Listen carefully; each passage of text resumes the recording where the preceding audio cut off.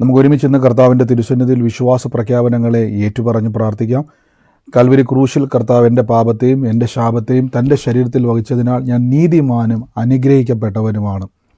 യഹോവ എൻ്റെ ഇടയനാകുന്നു, എനിക്കൊന്നിനും മുട്ടുണ്ടാകത്തില്ല. എൻ്റെ സഹായം ആകാശത്തെയും ഭൂമിയെയും ഉണ്ടാക്കിയ ദൈവത്തിൽ നിന്ന് വരുന്നു.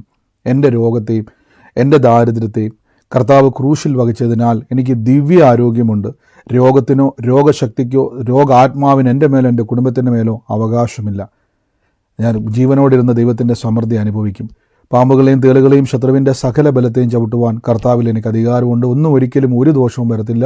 ഭൂലോകത്തിൻ്റെ അറ്റത്തോളം പോയി സകല സൃഷ്ടിയോടും ഇന്ന് സുവിശേഷം പ്രസംഗിപ്പാനും രോഗികളെ ഇന്ന് സൗഖ്യമാക്കുവാനും ഭൂതങ്ങളെ ഇന്ന് പുറത്താക്കുവാനും അത്ഭുതങ്ങളും അടയാളങ്ങളും എന്നിലൂടെ വരുവാൻ കർത്താവ് എന്നെ അഭിഷേകം ചെയ്തിരിക്കുന്നു. ആമേൻ. കർത്താവിൻ്റെ വലിയ പ്രവൃത്തികൾക്കായി ഞാൻ ദൈവത്തെ സ്തുതിക്കുന്നു. ദൈവത്തിൻ്റെ വലിയ സാന്നിധ്യം നമ്മുടെ നടുവിലുണ്ടല്ലോ. കർത്താവ് നമ്മളെ സകലത്തിലും ഇന്ന് സൂക്ഷിക്കുന്നല്ലോ. വലിയ പ്രവൃത്തികളാൽ കർത്താവ് നമ്മളെ നിറയ്ക്കുന്നതിനെ ഓർത്ത് ഞാൻ ദൈവത്തെ വാഴ്ത്തുന്നു.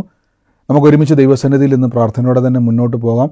തുടർമാനമായിട്ട് നമ്മൾ കർത്താവിൻ്റെ വചനം കേൾക്കുന്നല്ലോ. തുടർച്ചയായിട്ട് കർത്താവിൻ്റെ വചനം കേൾക്കുവാൻ കർത്താവ് നമുക്ക് കൃപ തന്നല്ലോ. വലിയ പ്രവൃത്തികളെയും വലിയ ആലോചനകളെയും കേൾക്കുവാൻ ദൈവം നമ്മളെ സഹായിക്കുന്നു. മുന്നോട്ട് കർത്താവിൻ്റെ വലിയ നന്മ നമ്മൾ കാണും. ബൈബിൾ പറയുന്നത് പോലെ ഞാൻ ജീവനോടെ ഇരുന്ന് യഹോവയുടെ നന്മ കാണും. ആമേൻ. നമുക്ക് ഒരുമിച്ച് പ്രാർത്ഥിക്കാം. ഈ സമയത്ത് നമുക്ക് കഴിഞ്ഞ ദിവസങ്ങളിൽ കേട്ട വചന ഭാഗമല്ല, എന്തിനെപ്പറ്റിയുള്ള ചിന്ത. ഓരോ ദിവസവും ദൈവം നമുക്ക് ഓരോ വ്യത്യസ്തമായ വചന ചിന്തകളാണ് തരുന്നത്. അപ്പോൾ ഇന്നലെ കേട്ട വചന ചിന്ത ആരെങ്കിലും ഓർക്കുന്നവരുണ്ടെങ്കിൽ ഒന്ന് പറഞ്ഞാട്ടെ. മനുഷ്യന്റെ വാക്ക് ദൈവത്തിന്റെ വചനം. ആമേൻ. ആകാശം മാറിയാലും ഭൂമി മാറിയാലും ദൈവത്തിന്റെ വചനം മാറില്ല. എന്റെ പ്രശ്നങ്ങൾ മുഴുവനും മാറും. ആമേൻ. നമ്മൾ ഇന്നലെ കേട്ട വാക്ക് പോലെ തന്നെ ദൈവത്തിൻ്റെ വാക്കും മനുഷ്യൻ്റെ വാക്കും, അല്ലേ?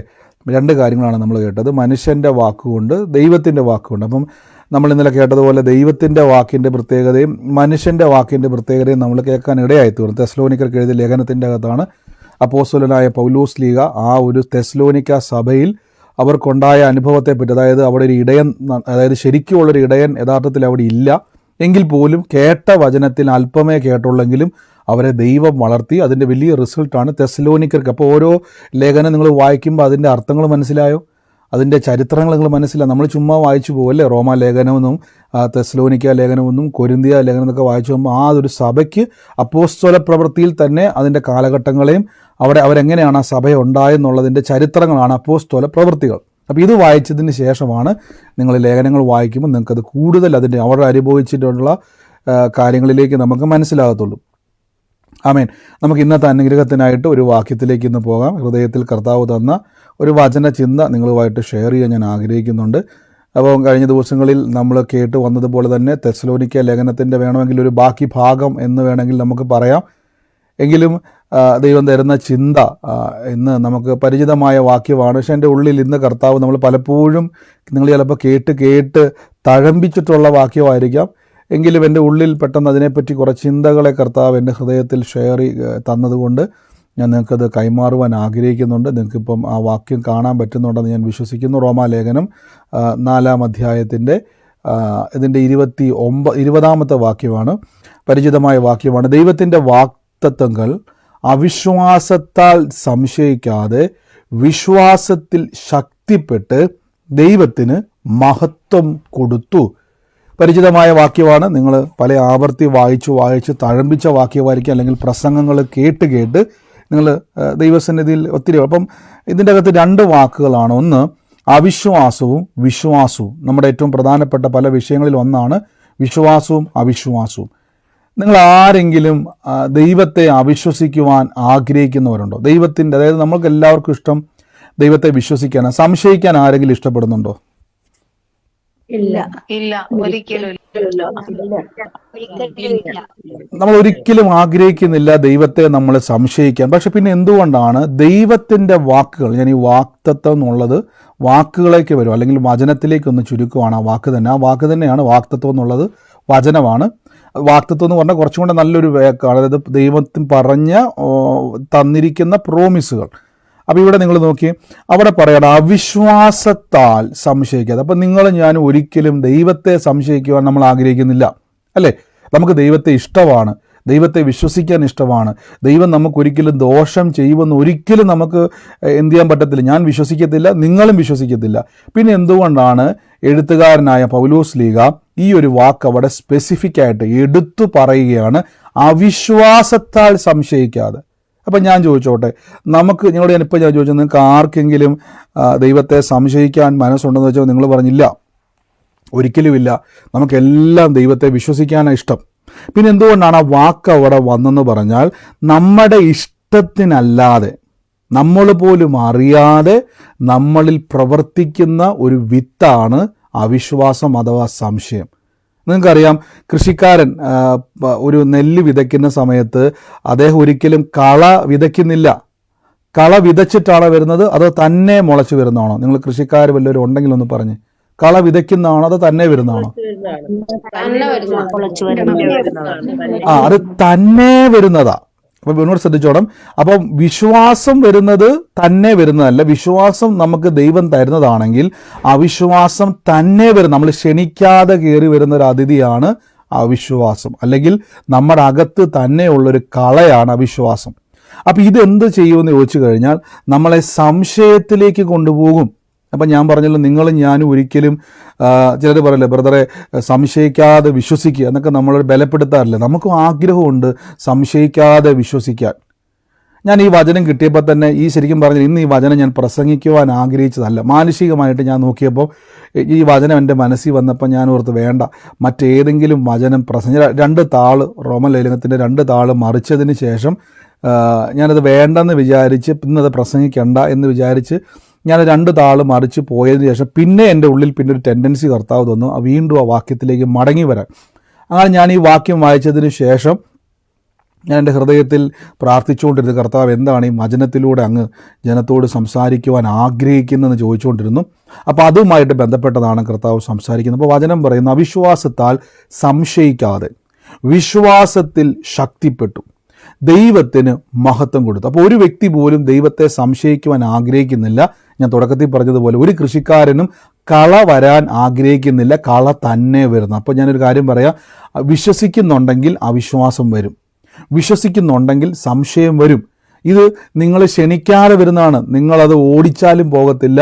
ഇനി പ്രത്യേകിച്ച് അവിശ്വാസം മാറാൻ വേണ്ടി നിങ്ങൾ ഉപവസിക്കുകയോ പ്രാർത്ഥിക്കുകയോ ഒന്നും വേണ്ട.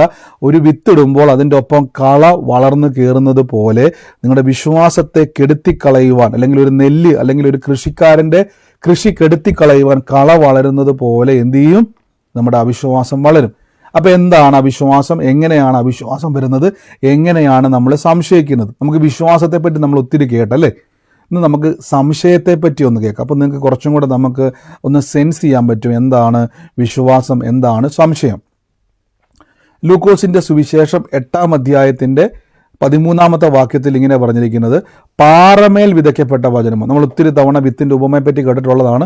അവിടെ കർത്താവ് പറയുന്നുണ്ട്, പാറമേൽ വിതയ്ക്കപ്പെട്ട വചനം. പാറമേൽ വിതയ്ക്കപ്പെട്ട വചനം സന്തോഷത്തോടെ കൈക്കൊള്ളുന്നവരെങ്കിലും വേരില്ലാതെ അവർ തൽക്കാലം വിശ്വസിക്കുകയും പരീക്ഷാ സമയത്ത് പിൻവാങ്ങിപ്പോവുകയും ചെയ്യുന്നു. അപ്പോൾ ഒരു കാറ്റഗറിയെ പറ്റി യേശു പറയുകയാണ്. നമ്മൾ പലപ്പോഴും ഈ വചനം വായിക്കുമ്പോൾ ഒരു കുറ്റപ്പെടുത്തൽ പോലെ നമുക്ക് തോന്നും അല്ലേ. യേശു ക്രിസ്തു പറയുകയാണ്, പരീക്ഷാ സമയത്ത് അവർ പിന്മാറിപ്പോകുന്നു എന്ന് പറയുന്നൊരു ട്യൂണ് നമുക്ക് കേൾക്കാം. പക്ഷെ ഒരിക്കലും അല്ല, യേശു ക്രിസ്തു ഒരിക്കലും അവരെ കുറ്റപ്പെടുത്തുമല്ല. നിങ്ങൾ വചനം ശ്രദ്ധിച്ചു നോക്കിയാൽ മതി. 3-4 കാര്യങ്ങൾ യേശു പറയുന്നുണ്ട്. ഒന്ന്, പാറമേൽ വിതയ്ക്കപ്പെട്ട വചനമോ കേൾക്കുന്നവർക്ക് സന്തോഷത്തോടെ കൈക്കൊള്ളുന്നു.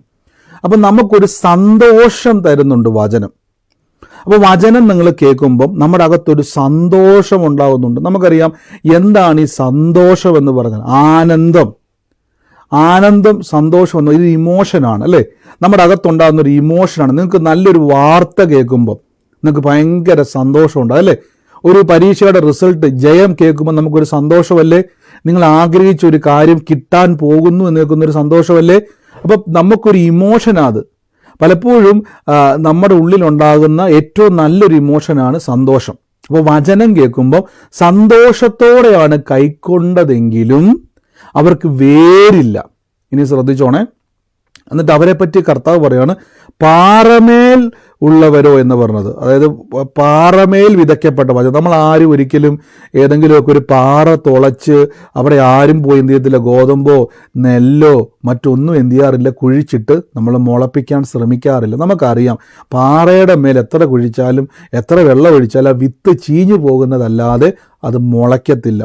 അത് മുളയ്ക്കുക തന്നെ, അതിനുശേഷം വേരിറങ്ങത്തില്ല. വേരിന് പാറയെ തുളയ്ക്കാനുള്ള കപ്പാസിറ്റി ഇല്ല. നമുക്കൊരു കമ്പി കൊണ്ടോ മെഷീൻ കൊണ്ടോ തുളയ്ക്കാൻ പറ്റുന്നത് പോലെ ഒരു വേരിന് അത്രയും സ്ട്രെങ്ത് ഇല്ല. ഇവിടെ വചനം പറയുന്നു, വചനം കേൾക്കുമ്പോൾ പാറമേൽ വിതയ്ക്കപ്പെട്ട. അപ്പോൾ ഹൃദയത്തിൽ പാറകൾ, ഞാൻ പണ്ട് പാറയെ പറ്റി പറഞ്ഞിട്ടുള്ളതാണ്, ഞാനത് എക്സ്പ്ലെയിൻ ചെയ്യുന്നില്ല. വചനം സന്തോഷത്തോടെ കൈക്കൊള്ളുന്നവരെങ്കിലും വേരില്ല. അവർ തൽക്കാലം വിശ്വസിക്കുകയും, ശ്രദ്ധിച്ച്, തൽക്കാലം വിശ്വസിക്കുകയും പരീക്ഷാ സമയത്ത് അവർ പിൻവാങ്ങിപ്പോകുന്നു. എന്തുകൊണ്ടെന്ന് ചോദിച്ചു കഴിഞ്ഞാൽ, ഒരു പരീക്ഷ വരുന്ന സമയത്ത് അവർക്ക് എന്ത് സംഭവിക്കുമെന്ന് ചോദിച്ചു കഴിഞ്ഞാൽ അവർക്ക് വേരില്ല. അവിടെ കൊടുത്തേക്കുന്ന വാക്ക് ഇതാണ്, ഒരു ടെംപ്റ്റേഷൻ എന്ന് കൊടുത്തേക്കുന്ന ഒരു വാക്ക്. ടെംപ്റ്റേഷൻ സെയിം നമുക്ക് അതേപോലെ ഒരു വാക്ക് തന്നെ ആണെങ്കിൽ പോലും പരീക്ഷ എന്നുള്ള വാക്കിൻ്റെ കൂടെ തന്നെയുള്ള വാക്കാണ് ടെംപ്റ്റേഷൻ. അത് സാമ്യമുള്ള വാക്കാണെങ്കിലും കുറച്ചും കൂടെ നല്ലതാണ് ടെംപ്റ്റേഷൻ. നമുക്കൊരു ടെംപ്റ്റേഷൻ വരുന്നു അല്ലേ. നിങ്ങൾക്കറിയാം ഈ പരീക്ഷ, നിങ്ങളെല്ലാവരും ജീവിതത്തിൽ ഏതെങ്കിലുമൊക്കെ ഒരു പരീക്ഷ എഴുതിയിട്ടുള്ള ആൾക്കാരായിരിക്കും അല്ലേ. ഏതെങ്കിലും ജീവിതത്തിൽ ഒരു പരീക്ഷ, സ്കൂളിൽ പഠിക്കുന്ന സമയം മുതലേ നമ്മളൊരു പരീക്ഷ എഴുതിയിട്ടുണ്ട്. എന്താണ് ഈ പരീക്ഷയുടെ പ്രത്യേകത? എന്തിനാണ് ഈ പരീക്ഷ ഇടുന്നത്? ആർക്കെങ്കിലും ഒറ്റ വാക്കി, നിങ്ങൾ എക്സ്പ്ലെയിൻ ചെയ്യല്ലേ, ഒറ്റ വാക്കി പറയാൻ പറ്റുമോ ആർക്കെങ്കിലും? എന്താണ് ഈ പരീക്ഷ?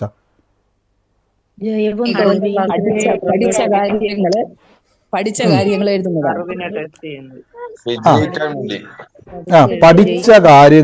പഠിച്ച കാര്യങ്ങളെ പഠിച്ചോ എന്ന് നോക്കുന്നതാണ് പരീക്ഷ. അപ്പോൾ പഠിച്ചവർക്കാണ് പരീക്ഷ. ഞാൻ രാവിലെ മുതൽ ക്രിക്കറ്റ് കളിച്ചിട്ട് 10 മണിക്ക് പോയി പരീക്ഷ എഴുതിയിട്ട് ഞാൻ പറയാം ഭയങ്കര ടഫായിരുന്നു പറഞ്ഞാൽ അതൊരിക്കലും ഞാനുമായിട്ട് ബന്ധമില്ല. അപ്പോൾ ഒരു വ്യക്തിക്ക്, പഠിച്ചൊരു വ്യക്തിക്ക് ഒരു പരീക്ഷ ടഫായിട്ടുണ്ടെങ്കിൽ അതിൻ്റെ അർത്ഥം അയാൾ പഠിക്കാഞ്ഞിട്ടല്ല, അയാൾക്ക് ആ പരീക്ഷയെ കറക്റ്റായിട്ട് എന്ത് ചെയ്യാൻ പറ്റിയില്ല, അഭിമുഖീകരിക്കാൻ പറ്റിയില്ല. എന്താണ് പരീക്ഷ?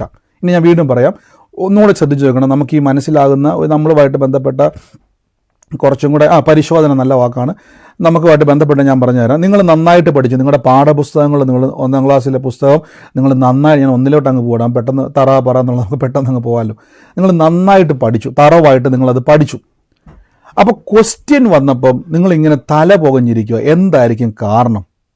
നിങ്ങൾ നന്നായി പഠിച്ചു, പുസ്തകം മുഴുവൻ കാണാപ്പാഠം പഠിച്ചു, പക്ഷെ ക്വസ്റ്റ്യൻ വന്നപ്പോൾ നിങ്ങൾക്ക് ഒന്നും ചെയ്യാൻ പറ്റുന്നില്ല, നിങ്ങൾക്ക് പാടായിട്ട് തോന്നുന്നു. എന്തായിരിക്കും കാരണം?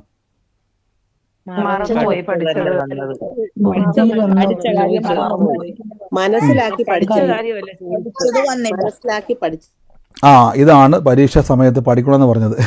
ഒന്നുകൂടെ ഞാൻ ശ്രദ്ധിച്ചു പറയാം. നിങ്ങൾക്ക് പരീക്ഷാ സമയത്ത് നിങ്ങൾ നന്നായി പഠിച്ചിട്ട് പോയെങ്കിലും പരീക്ഷാ സമയത്ത് നമുക്ക് ആ ഒരു സമയത്ത് നമുക്ക് എത്ര പഠിച്ചവരാണെങ്കിലും ടഫാകാൻ കാരണം അവർ പഠിച്ചത് കറക്റ്റാണ്, പക്ഷെ ക്വസ്റ്റ്യൻ ഇട്ട് ഒരു ട്രിക്ക് ഉപയോഗിച്ചു. ആ ഉത്തരത്തിലേക്ക് കറക്റ്റായിട്ട് എത്താതിരിക്കാൻ വേണ്ടി ചില ഡൈവേർഷൻ അവർ കൊടുത്തു. കറക്റ്റ് ഉത്തരമാണ്, നിങ്ങൾക്ക് അറിയാം ഉത്തരം, ഇതിൻ്റെ ഉത്തരം ഇതാണ്, പക്ഷെ ഒരു കൺഫ്യൂഷൻ കൊണ്ടുവന്നു. ഇത് തന്നെയാണോ? ഇത് തന്നെ ട്രിക്കായിട്ട്, അത് തന്നെ ട്രിക്കി ക്വസ്റ്റ്യൻ അവർ ഉപയോഗിച്ചു. അതായത് നിങ്ങൾക്ക് ഇപ്പോൾ ഈസി ആയിട്ട് ഇപ്പോൾ പറയാം, താ എഴുതിയിട്ട് ഒരു ഉദാഹരണം പറയാം, മാങ്ങയുടെ ഒരു ചിത്രം അവിടെ വെച്ചിരിക്കുക, മാ എഴുതി ഡാഷ് വെച്ചാൽ നിങ്ങൾ എന്നാ എഴുതും? മാങ്ങയുടെ പടം വെച്ചിട്ട് മാ എഴുതിയിട്ട് ഒരു ഡാഷ് അവിടെ വന്നാൽ നിങ്ങൾ എന്ത് എഴുതും?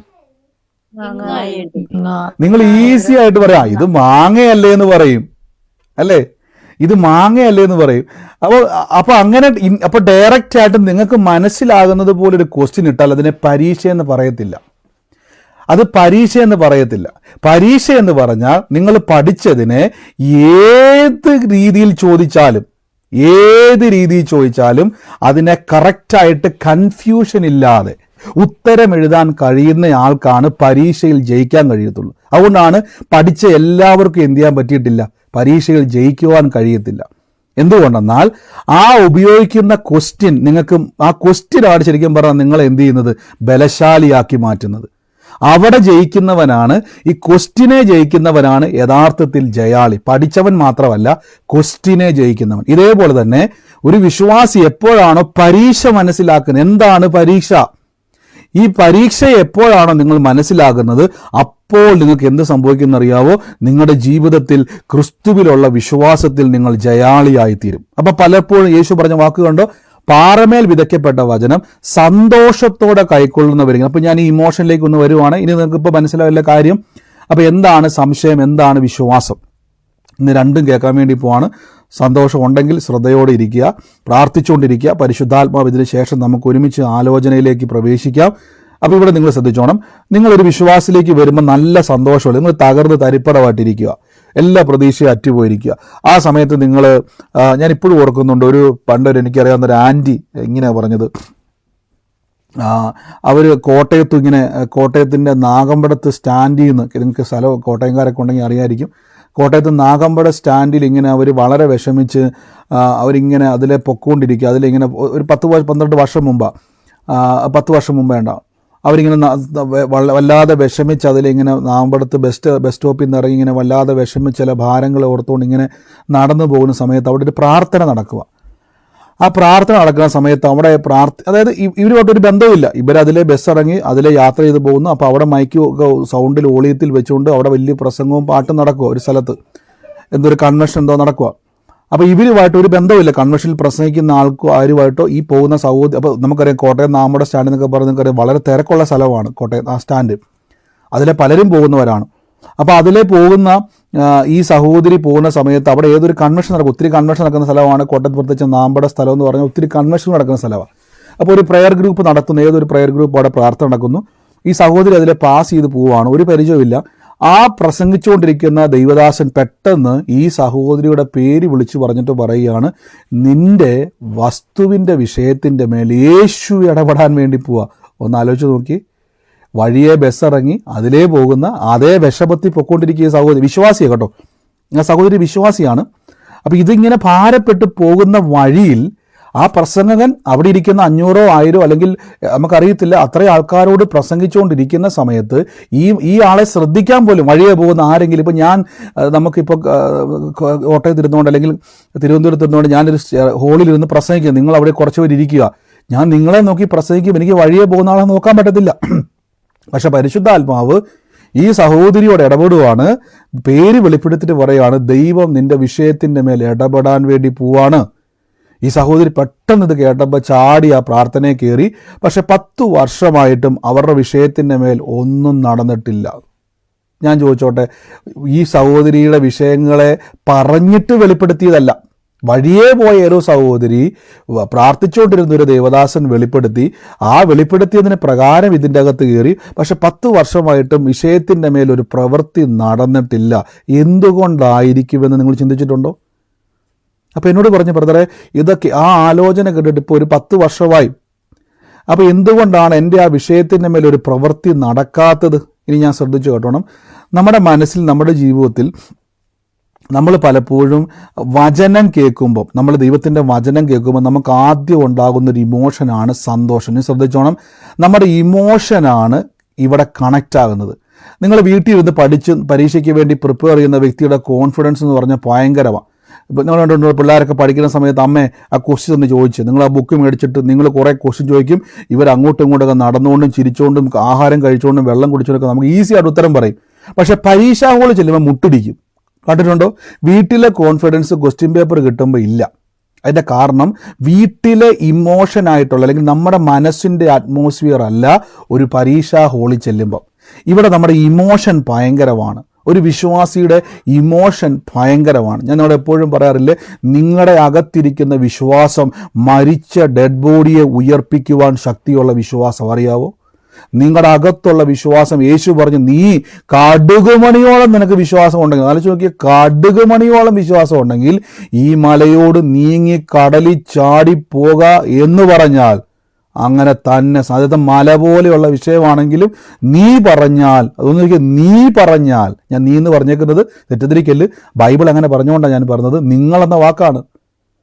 അപ്പം മരിച്ച ഡെഡ് ബോഡിയെ പോലും ഉയർപ്പിക്കാൻ ശക്തിയുള്ള ആൾക്കാരാണ് വിശ്വാസികൾ. ഇപ്പോൾ ചില്ലറക്കാരാണ് നിങ്ങൾ.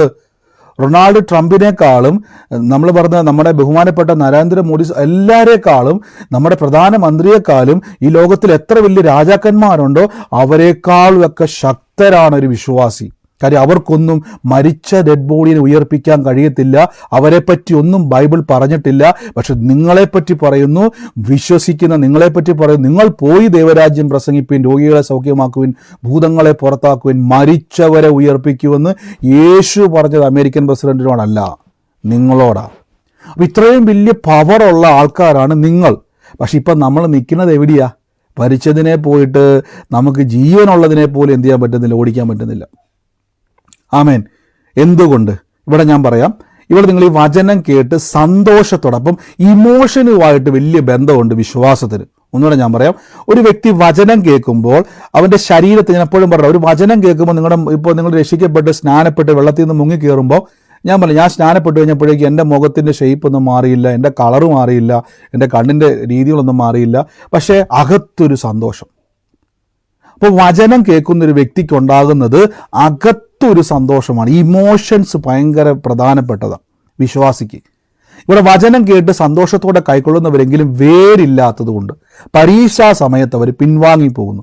ആദ്യം മനസ്സിലാക്കണം, നമ്മുടെ ജീവിതത്തിൽ വചനം കേൾക്കുന്നൊരു വ്യക്തിയാണെങ്കിൽ നിങ്ങൾക്ക് ഇമോഷൻ അറ്റാക്കുകൾ ഉണ്ടാകും. നിങ്ങളെന്ന വ്യക്തിയെ ഇമോഷണലി തകർക്കുക എന്നുള്ളത് പിശാചിൻ്റെ ഒരു ലക്ഷ്യമാണ്. സത്യത്തിരിക്കല് പിശാചിനെ ഉയർത്തുവല്ല, നിങ്ങളെ ഒന്നും ചെയ്യാൻ അവന് കഴിയത്തില്ല. പക്ഷെ എന്ത് ചെയ്യുന്നറിയാവോ? ട്രിക്ക് ഉപയോഗിക്കുക അവൻ. അതാ ഞാൻ പറഞ്ഞത്, 2 തരം പരീക്ഷയുണ്ട്. ഒന്ന് ദൈവത്തിൻ്റെ പരീക്ഷയുണ്ട്, പിശാചിൻ്റെ പരീക്ഷയുണ്ട്. പിശാചിൻ്റെ പരീക്ഷ എന്ന് പറഞ്ഞാൽ ശ്രദ്ധിച്ചോണം, നിങ്ങളെ ദൈവം പരീക്ഷിക്കുവാണ് എന്ന് പറഞ്ഞുകൊണ്ട് അവൻ എന്ത് ചെയ്യും? പലതും കൊണ്ടുവന്നിടും. ഞാനൊരു വാക്യം ഒന്ന് വായിച്ചിട്ട് വേഗത്തിൽ മടങ്ങി വരാവേ. യാക്കോബിന്റെ ലേഖനം 1-ാം അധ്യായത്തിൽ പറഞ്ഞിരിക്കുന്നത്, പരീക്ഷിക്കുമ്പോൾ ഞാൻ ദൈവത്താൽ പരീക്ഷിക്കപ്പെടുന്നുവെന്ന് ആരും പറയരുത്. ദൈവം ദോഷങ്ങളാൽ പരീക്ഷിക്കപ്പെടാത്തവനാകുന്നു, താൻ ആരെയും പരീക്ഷിക്കുന്നില്ല. ശ്രദ്ധിച്ചു നോക്കിയേ, ദൈവം എന്ത് ചെയ്യുന്നില്ല? ദോഷങ്ങളാൽ ആരെയും എന്ത് ചെയ്യുന്നില്ല? പരീക്ഷിക്കുന്നില്ല. അപ്പൊ ദൈവം നമുക്കൊരു പരീക്ഷ ഇട്ട് കഴിഞ്ഞാൽ ആ പരീക്ഷ നിങ്ങൾ തോക്കണം എന്ന് പറഞ്ഞുകൊണ്ടല്ല ഇടുന്നത്. ശ്രദ്ധിച്ചേ, തോക്കണം എന്ന് പറഞ്ഞുകൊണ്ടല്ല ദൈവം ഇടുന്നത്, പകരം നിങ്ങൾ ജയിക്കണം എന്ന് പറഞ്ഞുകൊണ്ടാണ് ദൈവം ഇടുന്ന പരീക്ഷ.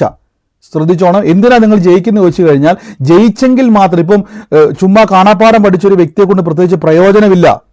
ആ പഠിച്ചത് ജീവിതത്തിൽ ഏതെങ്കിലും ഒരു സാഹചര്യം വരുമ്പോൾ പ്രയോജനപ്പെടുത്തുവാൻ കപ്പാസിറ്റി ഉള്ളവനെയാണ് ജയാളിയാക്കുന്നത്, അല്ലേ? തത്ത പോലെ പഠിച്ചിട്ട് വല്ല കാര്യമുണ്ടോ? ഞാൻ പറഞ്ഞു, നിങ്ങളുടെ വീട്ടിലൊരു തത്തയുണ്ടെങ്കിൽ അതിനെ എന്തും കാണാപ്പാഠം പഠിപ്പിക്കാം, പക്ഷെ ആ തത്തയെ കൊണ്ട് പ്രയോജനമുണ്ടോ? ഇല്ല. നമ്മളെ ഒരു പരീക്ഷയിൽ ദൈവം നമ്മളെ കൊണ്ടുവരുന്നതിൻ്റെ കാരണം വരാൻ പോകുന്ന വലിയ കാര്യങ്ങളിൽ നിങ്ങളെ സ്ട്രോങ് ആക്കുക എന്നുള്ളതിന് വേണ്ടിയാണ്. അപ്പൊ ദോഷങ്ങളാൽ ദൈവം പരീക്ഷിക്കുന്നു. ഒരു കാര്യം ഉറപ്പിച്ചോണം, ദൈവം നിങ്ങൾക്ക് ദോഷം തരത്തില്ല. അപ്പൊ ആദ്യം നിങ്ങൾ മനസ്സിലാക്കണം, പാറമേൽ വിതയ്ക്കപ്പെട്ട വചനമോ, വചനം കേൾക്കുമ്പോൾ സന്തോഷം ഉണ്ടാകുന്നു, പരീക്ഷ വരുമ്പോൾ കൺഫ്യൂഷൻ ഉണ്ടാകുന്നു. ഞാൻ ആ വാക്ക് ഉപയോഗിക്കുവാണ്. പരീക്ഷാ ഹാളിൽ എത്തുമ്പോഴേക്കും, പരീക്ഷാ പേപ്പർ കിട്ടുമ്പോഴേക്കും വായും പൊളിച്ചിരിക്കുക.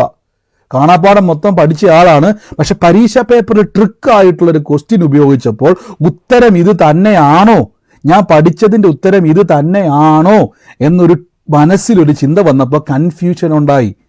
ഒരു പ്രശ്നം വരുമ്പോൾ ഇത് ദൈവത്തിൻ്റെ പരീക്ഷയാണോ, ഇത് പിശാചിനാൽ ഉണ്ടാകുന്നതാണോ, അതോ ലോകത്തിൽ നിന്ന് വരുന്നതാണോ എന്ന് തിരിച്ചറിയാൻ കഴിയാതെ വരുമ്പോൾ എന്ത് സംഭവിക്കുന്നറിയാവോ?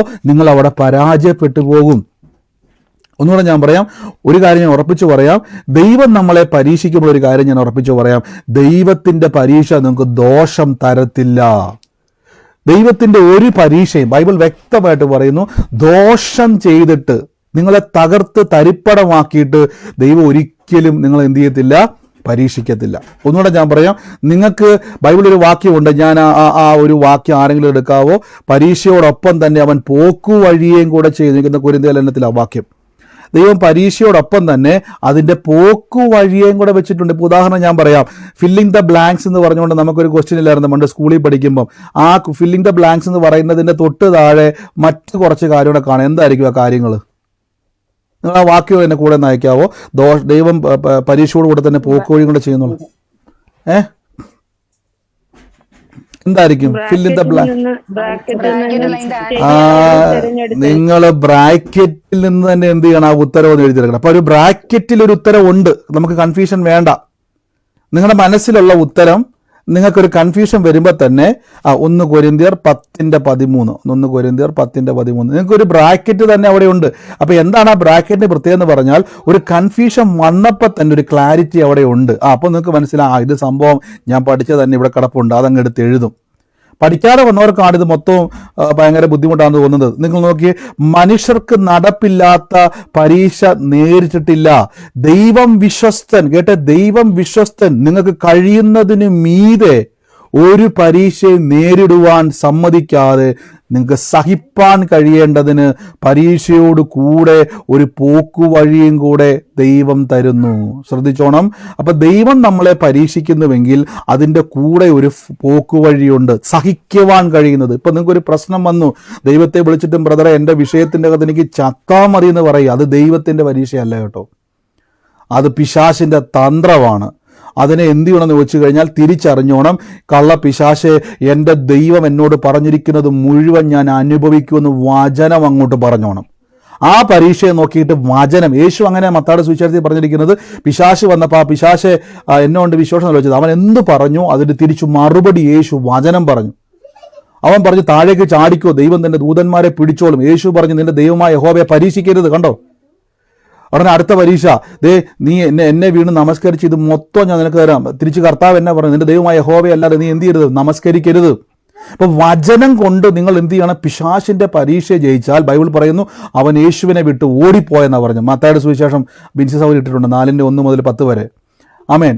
ഇവിടെ നോക്കി, അപ്പൊ നമുക്കൊരു പരീക്ഷ ദൈവം തന്നാൽ, ഒന്നുകൂടെ ഞാൻ പറയാം, നിങ്ങൾക്ക് മാനസികമായി ശാരീരികമായി നിങ്ങൾക്ക് കൺട്രോൾ പോലും ചെയ്യാൻ പറ്റാത്ത രീതിയിൽ നിങ്ങളുടെ മനസ്സിനെയും ശരീരത്തെയും ഒരേപോലെ അലട്ടുന്നുണ്ടെങ്കിൽ ഇത് ദൈവത്തിൻ്റെ പരീക്ഷയല്ല. ദൈവത്തിൻ്റെ പരീക്ഷ നിങ്ങൾക്ക് കഴിയുന്നതിന് മീതെ തരത്തില്ല. എനിക്ക് ഇതിലും ഭേദം പ്രാർത്ഥിക്കേണ്ടായിരുന്നു, ഈ വിശ്വാസത്തിൽ വരണ്ടായിരുന്നു, കർത്താവിനെ വിളിക്കണ്ടായിരുന്നു എന്നൊക്കെ പറയാൻ നിങ്ങളെ കൊണ്ട് പറ്റുന്നുണ്ടെങ്കിൽ അതിൻ്റെ അർത്ഥം നിങ്ങൾ ദൈവത്തിൻ്റെ പരീക്ഷയല്ല. ഒന്ന്, ദൈവത്തിൻ്റെ പരീക്ഷയുടെ പ്രത്യേകത എന്ന് പറഞ്ഞാൽ ദൈവം നിങ്ങളെ ആ സമയത്ത് എന്ത് ചെയ്യും, കംഫർട്ട് സോണിലേക്ക് കൊണ്ടുവരും. ഇപ്പം ഞാൻ പറഞ്ഞില്ലേ, പഠിച്ചൊരു വിദ്യാർത്ഥിക്ക് ഫില്ലിംഗ് ദ ബ്ലാങ്ക്സ് കാണുമ്പോൾ ഒരു ടെൻഷൻ വരുമെങ്കിലും ബ്രാക്കറ്റിൻ്റെ അകത്തെ ആ 3 ഓപ്ഷൻ വരുമ്പോൾ ഒരു സന്തോഷം വരത്തില്ല. പഠിച്ചൊരു വ്യക്തിക്ക്, ഇപ്പോൾ ഉദാഹരണം പറയാം, ഞാനിപ്പോൾ പെട്ടെന്ന് ഉദാഹരണം പറയുകയാണ്. ഇപ്പം എഴുതിയിട്ട് ഞാൻ നിങ്ങൾക്ക് ഇങ്ങനെ പിള്ളേരെ പോലെ ഉദാഹരണം പറഞ്ഞുകൊണ്ട് നിങ്ങൾ ചിന്തിക്കരുത്, ബ്രദർ ഞങ്ങളെ കളിയാക്കുവാണെന്ന് ചിന്തിക്കരുത്. ഫില്ലിൻ ദ ബ്ലാങ്ക്സ് എന്ന് പറഞ്ഞുകൊണ്ട് എഴുതിയിട്ട് ഒരു ഡാഷ് എഴുതി. പെട്ടെന്ന് നിങ്ങൾക്കൊരു കൺഫ്യൂഷൻ വന്നു, മാങ്ങ തന്നെയാണോ അതോ ഇനി വേറെ മത്തങ്ങാന്ന് വല്ലതും ആണോ, സംശയം വന്നു. അപ്പോൾ ഫില്ലിംഗ് ദ ബ്ലാങ്ക്സിൻ്റെ അകത്ത് നിങ്ങൾക്ക് കുറേ എഴുതിയിട്ട് അതിൻ്റെ അകത്ത് എന്ത് പറഞ്ഞു, ചക്കയുടെ പടം, തേങ്ങയുടെ പടം, ഇതെല്ലാം വെച്ചിട്ട് അതിൻ്റെ അകത്തൊരു മാങ്ങയുടെ പടം കൂടെ വന്നപ്പം നിങ്ങൾക്ക് ഈസി ആയിട്ട് എന്ത് ചെയ്യാൻ പറ്റും, ഇതെനിക്ക് മനസ്സിലായി, ആ 3 ഓപ്ഷൻ്റെ അകത്ത് ഈ എഴുതിയേക്കുന്നതിൻ്റെ കറക്റ്റ് ചോദ്യത്തിൻ്റെ ഉത്തരത്തിൻ്റെ അകത്ത് ഈ 3 ഓപ്ഷനിൽ ഞാൻ ഉദ്ദേശിച്ച് തന്നെയാണ് അവിടെ വന്നിരിക്കുന്നത്. കണ്ടോ, അപ്പം പരീക്ഷയ്ക്കകത്തൊരു പോക്കുവഴിയുണ്ട്. സഹിക്കുന്ന പരീക്ഷയെ ദൈവം തരത്തുള്ളൂ. അല്ലാത്തത് വന്നാൽ ഉറപ്പിച്ചോണം, ഇത് എനിക്കുള്ളതല്ല, ഇതിനെ വെട്ടി നിരപ്പാക്കേണ്ടതാണ്, ഇതിനെ വെട്ടി തകർക്കേണ്ടതാണ്. അതുകൊണ്ടാണ് നിങ്ങളുടെ അകത്തിരിക്കുന്ന മരിച്ചവരെ ഉയർപ്പിക്കുന്ന വിശ്വാസം അപ്പോൾ ഉപയോഗിക്കണം. പക്ഷേ ലൂക്കോസിന്റെ സുവിശേഷത്തിൽ യേശു പറയുന്ന സമയത്ത് നോക്കിയേ, ഇവര് പാറമേൽ വിതയ്ക്കപ്പെട്ട വചനമോ പരീക്ഷാ സമയത്ത് അവർ പിൻവാങ്ങിപ്പോയി. അവരെന്താ സംഭവിച്ചെന്നറിയാവോ, അവരോർത്ത് ഈ ടെസ്റ്റ് വന്ന സമയത്ത് ഇത് ദൈവം എന്തൊരു ദുഷ്ടനാ, ഞാൻ ഇത്രയും വിശ്വാസം എന്നിട്ട് കർത്താവ് എന്നെ അങ്ങനെയാണ് ഇങ്ങനെയാണ്, ദൈവത്തിൻ്റെ ഓരോ പരീക്ഷ എന്ന് പറഞ്ഞുകൊണ്ട് അവരെന്ത് ചെയ്തു, പിന്മാറിപ്പോയി. ഉദാഹരണം ഞാൻ പറയാം, അബ്രഹാമിനോട് ദൈവം പറഞ്ഞു, അബ്രഹാമേ നീ സ്നേഹിക്കുന്ന നിന്റെ ഇസഹാക്കിനെ യാഗം അർപ്പിക്കാൻ വേണ്ടി വാ. പലപ്പോഴും പറഞ്ഞിട്ടുള്ള നമ്മളല്ലേ, എന്തായാലും ഞാനത് എക്സ്പ്ലെയിൻ വാക്കി എടുക്കുന്നില്ല, പരിചിതമായ വാക്കിനെടുക്കുന്നില്ല, ഞാനങ്ങ് പറഞ്ഞു വിടുക. അബ്രഹാമിന് പറയാൻ പറ്റത്തില്ലേ, ആറ്റുനോറ്റുണ്ടായ ഒരു കൊച്ചാ, ആ കൊച്ചിനെ ഞാനിപ്പോൾ കൊല്ലാൻ തരുവാണോ? ഇല്ല, തരത്തില്ല. ഞാൻ പറയുന്നു, അബ്രഹാമിനോട് ദൈവം അത് ചോദിച്ചപ്പോൾ തന്നെ അബ്രഹാമിന് സഹിക്കുവാൻ കഴിയാവുന്ന ഒരു പരീക്ഷയാണ് അബ്രഹാമിൻ്റെ മനസ്സിൻ്റെ, അതായത് ഇമോഷൻ സ്ട്രെങ്ത് ദൈവത്തിന് അറിയാം. അല്ല, ഒരിക്കലും ചോദിക്കത്തില്ല. ഇമോഷൻ സ്ട്രെങ്ത് അറിഞ്ഞിട്ട് ദൈവം എപ്പോഴും നമ്മളെ പരീക്ഷിക്കത്തുള്ളൂ. നിങ്ങൾക്കൊരിക്കലും ചിലപ്പോൾ എനിക്ക് കിട്ടുന്ന ഒരു പരീക്ഷ നിങ്ങൾക്ക് വരത്തില്ല, നിങ്ങളുടെ പരീക്ഷ ചിലപ്പോൾ എനിക്കും വരത്തില്ല. ഓരോരുത്തരുടെ ഇമോഷൻ അനുസരിച്ചേ ദൈവം നിങ്ങളെ പരീക്ഷിക്കത്തുള്ളൂ. നിങ്ങളുടെ വിശ്വാസത്തിൽ എത്രത്തോളം സ്ട്രോങ് ആണോ അതനുസരിച്ച് ദൈവം നിങ്ങൾക്ക് എപ്പോഴും എന്ത് ചെയ്യത്തുള്ളൂ, പരീക്ഷകൾ തരത്തുള്ളൂ. ചിലപ്പോൾ ഞാൻ ചിന്തിക്കും ഇവരെങ്ങനെ ഇതിനെ കൈകാര്യം ചെയ്യും, ചിലരെപ്പറ്റി ഞാൻ ചിന്തിക്കും. ആ പരീക്ഷ ചിലപ്പോൾ നിങ്ങൾക്ക് വന്നാൽ ചിലപ്പോൾ നിങ്ങൾക്ക് പിടിക്കാൻ പറ്റത്തില്ല, പക്ഷെ അവർക്കത് കഴിയും. അവർക്കതിനെ ഓവർകം ചെയ്യുവാൻ കഴിയുമെന്ന് ദൈവത്തിന് അറിയാം. പക്ഷെ ദൈവത്തിൻ്റെ പരീക്ഷ ഏത്, ലോകത്തിൻ്റെ പരീക്ഷ ഏതെന്ന് തിരിച്ചറിയാൻ കഴിയാത്തതാണ് പാറമേൽ വിതയ്ക്കപ്പെട്ട ആൾക്കാരുടെ കുഴപ്പം. നിങ്ങൾ നോക്കി, അവർ സന്തോഷത്തോടെ വചനം കൈക്കൊണ്ടേ, അവർ സന്തോഷത്തോടെ വചനം കൈക്കൊണ്ട് നമ്മളെപ്പോലെ സ്വോത്രമൊക്കെ പറഞ്ഞ് അല്ലേലിയൊക്കെ പറഞ്ഞ് വീട്ടിലോട്ട് ചെന്നപ്പോൾ വീട്ടിലെ മുഴുവൻ വിഷയം ഓപ്പോസിറ്റ് കുറേ കാര്യങ്ങൾ. ഉടനെ നമ്മൾ പറയും, എൻ്റെ കർത്താവേ നീ എന്നെ പരീക്ഷിക്കുവാണോ? കാര്യം മൊത്തം പ്രശ്നമാണ്, മൊത്തം വിഷയങ്ങളാണ്. ഉടനെ നമ്മൾ ചിന്തിക്കേണ്ടതെന്ന് വെച്ച് കഴിഞ്ഞാൽ ഇത് മൊത്തം ദൈവം എന്നെ ടെസ്റ്റ് ചെയ്യുവാന്ന് നിങ്ങൾക്ക് മനസ്സിന് താങ്ങാൻ പറ്റുന്നില്ലേ?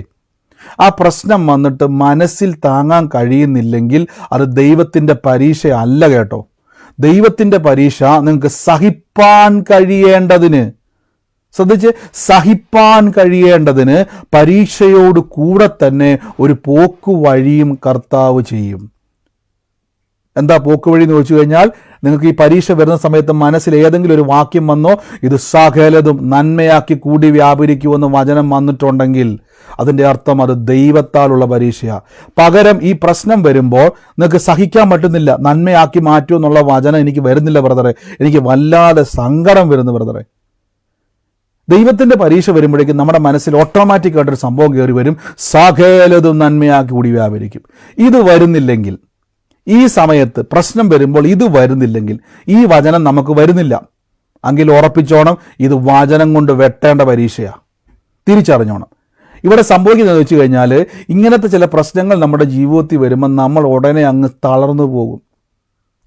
ഇവിടെ നമ്മൾ തുടക്കത്തിലെ വാക്യത്തിലേക്ക് ഞാനൊന്ന് വന്നോട്ടെ, റോമാലേഖനത്തിലേക്ക് ഒന്ന് വരുവാണ്, 4-ാം അധ്യായത്തിലേക്ക്. ദൈവത്തിൻ്റെ വാക്കുകളെ അവിശ്വാസത്താൽ സംശയിക്കാതെ. കണ്ടോ, അപ്പം എങ്ങനെയാണ് അവിശ്വാസം വരുന്നത്, സംശയം വരുന്നത്? നമ്മുടെ ജീവിതത്തിൽ പരീക്ഷ വരുമ്പോഴാണ് നമുക്ക്. അല്ലാതെ ഒരിക്കലും നമ്മൾ ദൈവത്തെ സംശയിക്കത്തേയില്ല. ഒന്ന് ആലോചിച്ച് നോക്കി, നിങ്ങളിപ്പോൾ പാട്ടും പ്രാർത്ഥനയൊക്കെ ആയിട്ട് ഇരിക്കുമെന്ന് വിചാരിച്ചു, വീട്ടിൽ തന്നെ എങ്ങും പോകാതെ. ഇപ്പോൾ എറണാകുളത്ത് മീറ്റിങ്ങിന് വന്നു, നിങ്ങൾ വീട്ടിൽ പോകുന്നേ ഇല്ല, ഞാനും പോകുന്നില്ല. നമ്മൾ രാവിലെ മുതൽ പ്രാർത്ഥനയും വചനവും, പ്രാർത്ഥനയും വചനവും, പ്രാർത്ഥനയും വചനവും. എന്നാ രസമല്ലേ? ഇങ്ങനെയാണെങ്കിൽ ഒരു കുഴപ്പവുമില്ല. വീട്ടിൽ ചെല്ലുമ്പോഴേ വിഷയം മൊത്തം കടക്കാരൻ, രോഗം, പ്രശ്നം, നാട്ടുകാരൻ, പിടിച്ചുപറിക്കാരൻ, അത് ഇത് വിഷയക്കാരൻ, ഇതെല്ലാം കൂടെ വരുന്നത് എങ്ങോട്ടാ? വീട്ടിലോട്ടാ. പ്രാർത്ഥനാ സ്ഥലത്ത് ഒരു ശല്യവും ഇല്ലല്ലേ? ആ മൊബൈലാണെങ്കിൽ സൈലന്റ് ആക്കിയിട്ട് ആരാധനയും പാട്ടും സ്തുതിയും വാചനവും, എന്നാ സന്തോഷമാണ്. അവിടം വിട്ട് ഇറങ്ങുമ്പം മുതൽ ഫോൺ അങ്ങ് ഓണാക്കും, സൈലന്റ് അങ്ങോട്ട് മാറ്റും, ഓരോരുത്തർ ഇങ്ങനെ വിളിക്കാൻ തുടങ്ങും. അപ്പം നമ്മൾ എന്ത് സംഭവിക്കുമെന്ന് വെച്ച് കഴിഞ്ഞാൽ, നമ്മൾ ഈ കേട്ട വചനത്തിൻ്റെ അകത്ത് നമുക്ക് എന്ത് ചെയ്യാൻ പറ്റുന്നില്ല? വേരിറങ്ങാൻ പറ്റുന്നില്ല. ആമേൻ. അതുകൊണ്ടാണ് ഞാൻ ഇവിടെ എപ്പോഴും പറയുന്നത് പോലെ, ഞാൻ ഇന്നുകൂടെ പറഞ്ഞിട്ട് അവസാനിപ്പിക്കാൻ, വേഗത്തിൽ പ്രാർത്ഥിക്കാൻ വേണ്ടി ആഗ്രഹിക്കുന്നു. നമ്മളൊരു കാര്യം ശ്രദ്ധിച്ചോണം. ഞാൻ കഴിഞ്ഞ ദിവസം പറഞ്ഞു, നിങ്ങൾ പ്രാർത്ഥിക്കും, കർത്താവ് എനിക്ക് നല്ല വിശ്വാസത്തിൽ കൂട്ടുകാരെ തരണം, എനിക്ക് നല്ലൊരു കൂട്ടായ്മ തരണം, എന്നെ വിശ്വാസത്തിൽ ബലപ്പെടുത്തുന്ന. നമുക്ക് എന്താ അതിന് ആവശ്യമെന്ന് ചോദിച്ചു കഴിഞ്ഞാൽ, നമ്മൾ പലപ്പോഴും ഈ പരീക്ഷാ സമയത്ത് നമ്മൾ തളർന്നു പോകും. പരീക്ഷാ സമയത്ത് പലരും തളർന്നു പോകും. തളർന്നു പോകുന്നത് എന്തിനാണെന്ന് ചോദിച്ചു കഴിഞ്ഞാൽ, നിങ്ങൾക്ക് ഉത്തരം ദൈവം ചെയ്യുമെന്ന് അറിയാഞ്ഞിട്ടല്ല. ഞാൻ പറഞ്ഞ ഉത്തരം അറിയാഞ്ഞിട്ടല്ല ഒരു വ്യക്തി പരീക്ഷയ്ക്ക് തോക്കുന്നത്. പഠിച്ചൊരു വ്യക്തി പരാജയപ്പെടുന്നുണ്ടെങ്കിൽ അവൻ ആ പരീക്ഷയിൽ എന്ത് ചെയ്യുക? ഓവർകം ചെയ്യാൻ പറ്റിയില്ല. ആ ക്വസ്റ്റിനെ അവൻ എന്ത് ചെയ്യാൻ പറ്റിയില്ല? ജയിക്കാൻ പറ്റിയില്ല. ഒന്നുകൂടെ ഞാൻ പറയാം, പഠിച്ചത് മറന്നു പോയിട്ടല്ല, പഠിച്ചത് അറിയാഞ്ഞിട്ടല്ല, അവർക്ക് ആ ചോദ്യത്തെ ജയിക്കാൻ പറ്റിയില്ല. ഒന്നുകൂടെ ഞാൻ പറയാം, നിങ്ങളുടെ മുമ്പിൽ ഇപ്പോൾ ഒരു ക്വസ്റ്റ്യൻ വന്നു, എന്തുകൊണ്ട് ഇത് സംഭവിച്ചു എന്നൊരു ക്വസ്റ്റ്യൻ വരുമ്പോൾ ഒരു കാര്യം നിങ്ങൾ ഉറപ്പിച്ചോണം, മനസ്സിൻ്റെ അകത്ത് ഇപ്പോഴും ഒരു സന്തോഷമുണ്ട്, ഒരു ബലമുണ്ടെങ്കിൽ അത് ദൈവത്താലുള്ളത്. പേടിക്കേണ്ട, ഒരു ഓപ്ഷൻ അപ്പുറത്തുണ്ട്. സകലതും നന്മയാക്കി ദൈവം ചെയ്യും.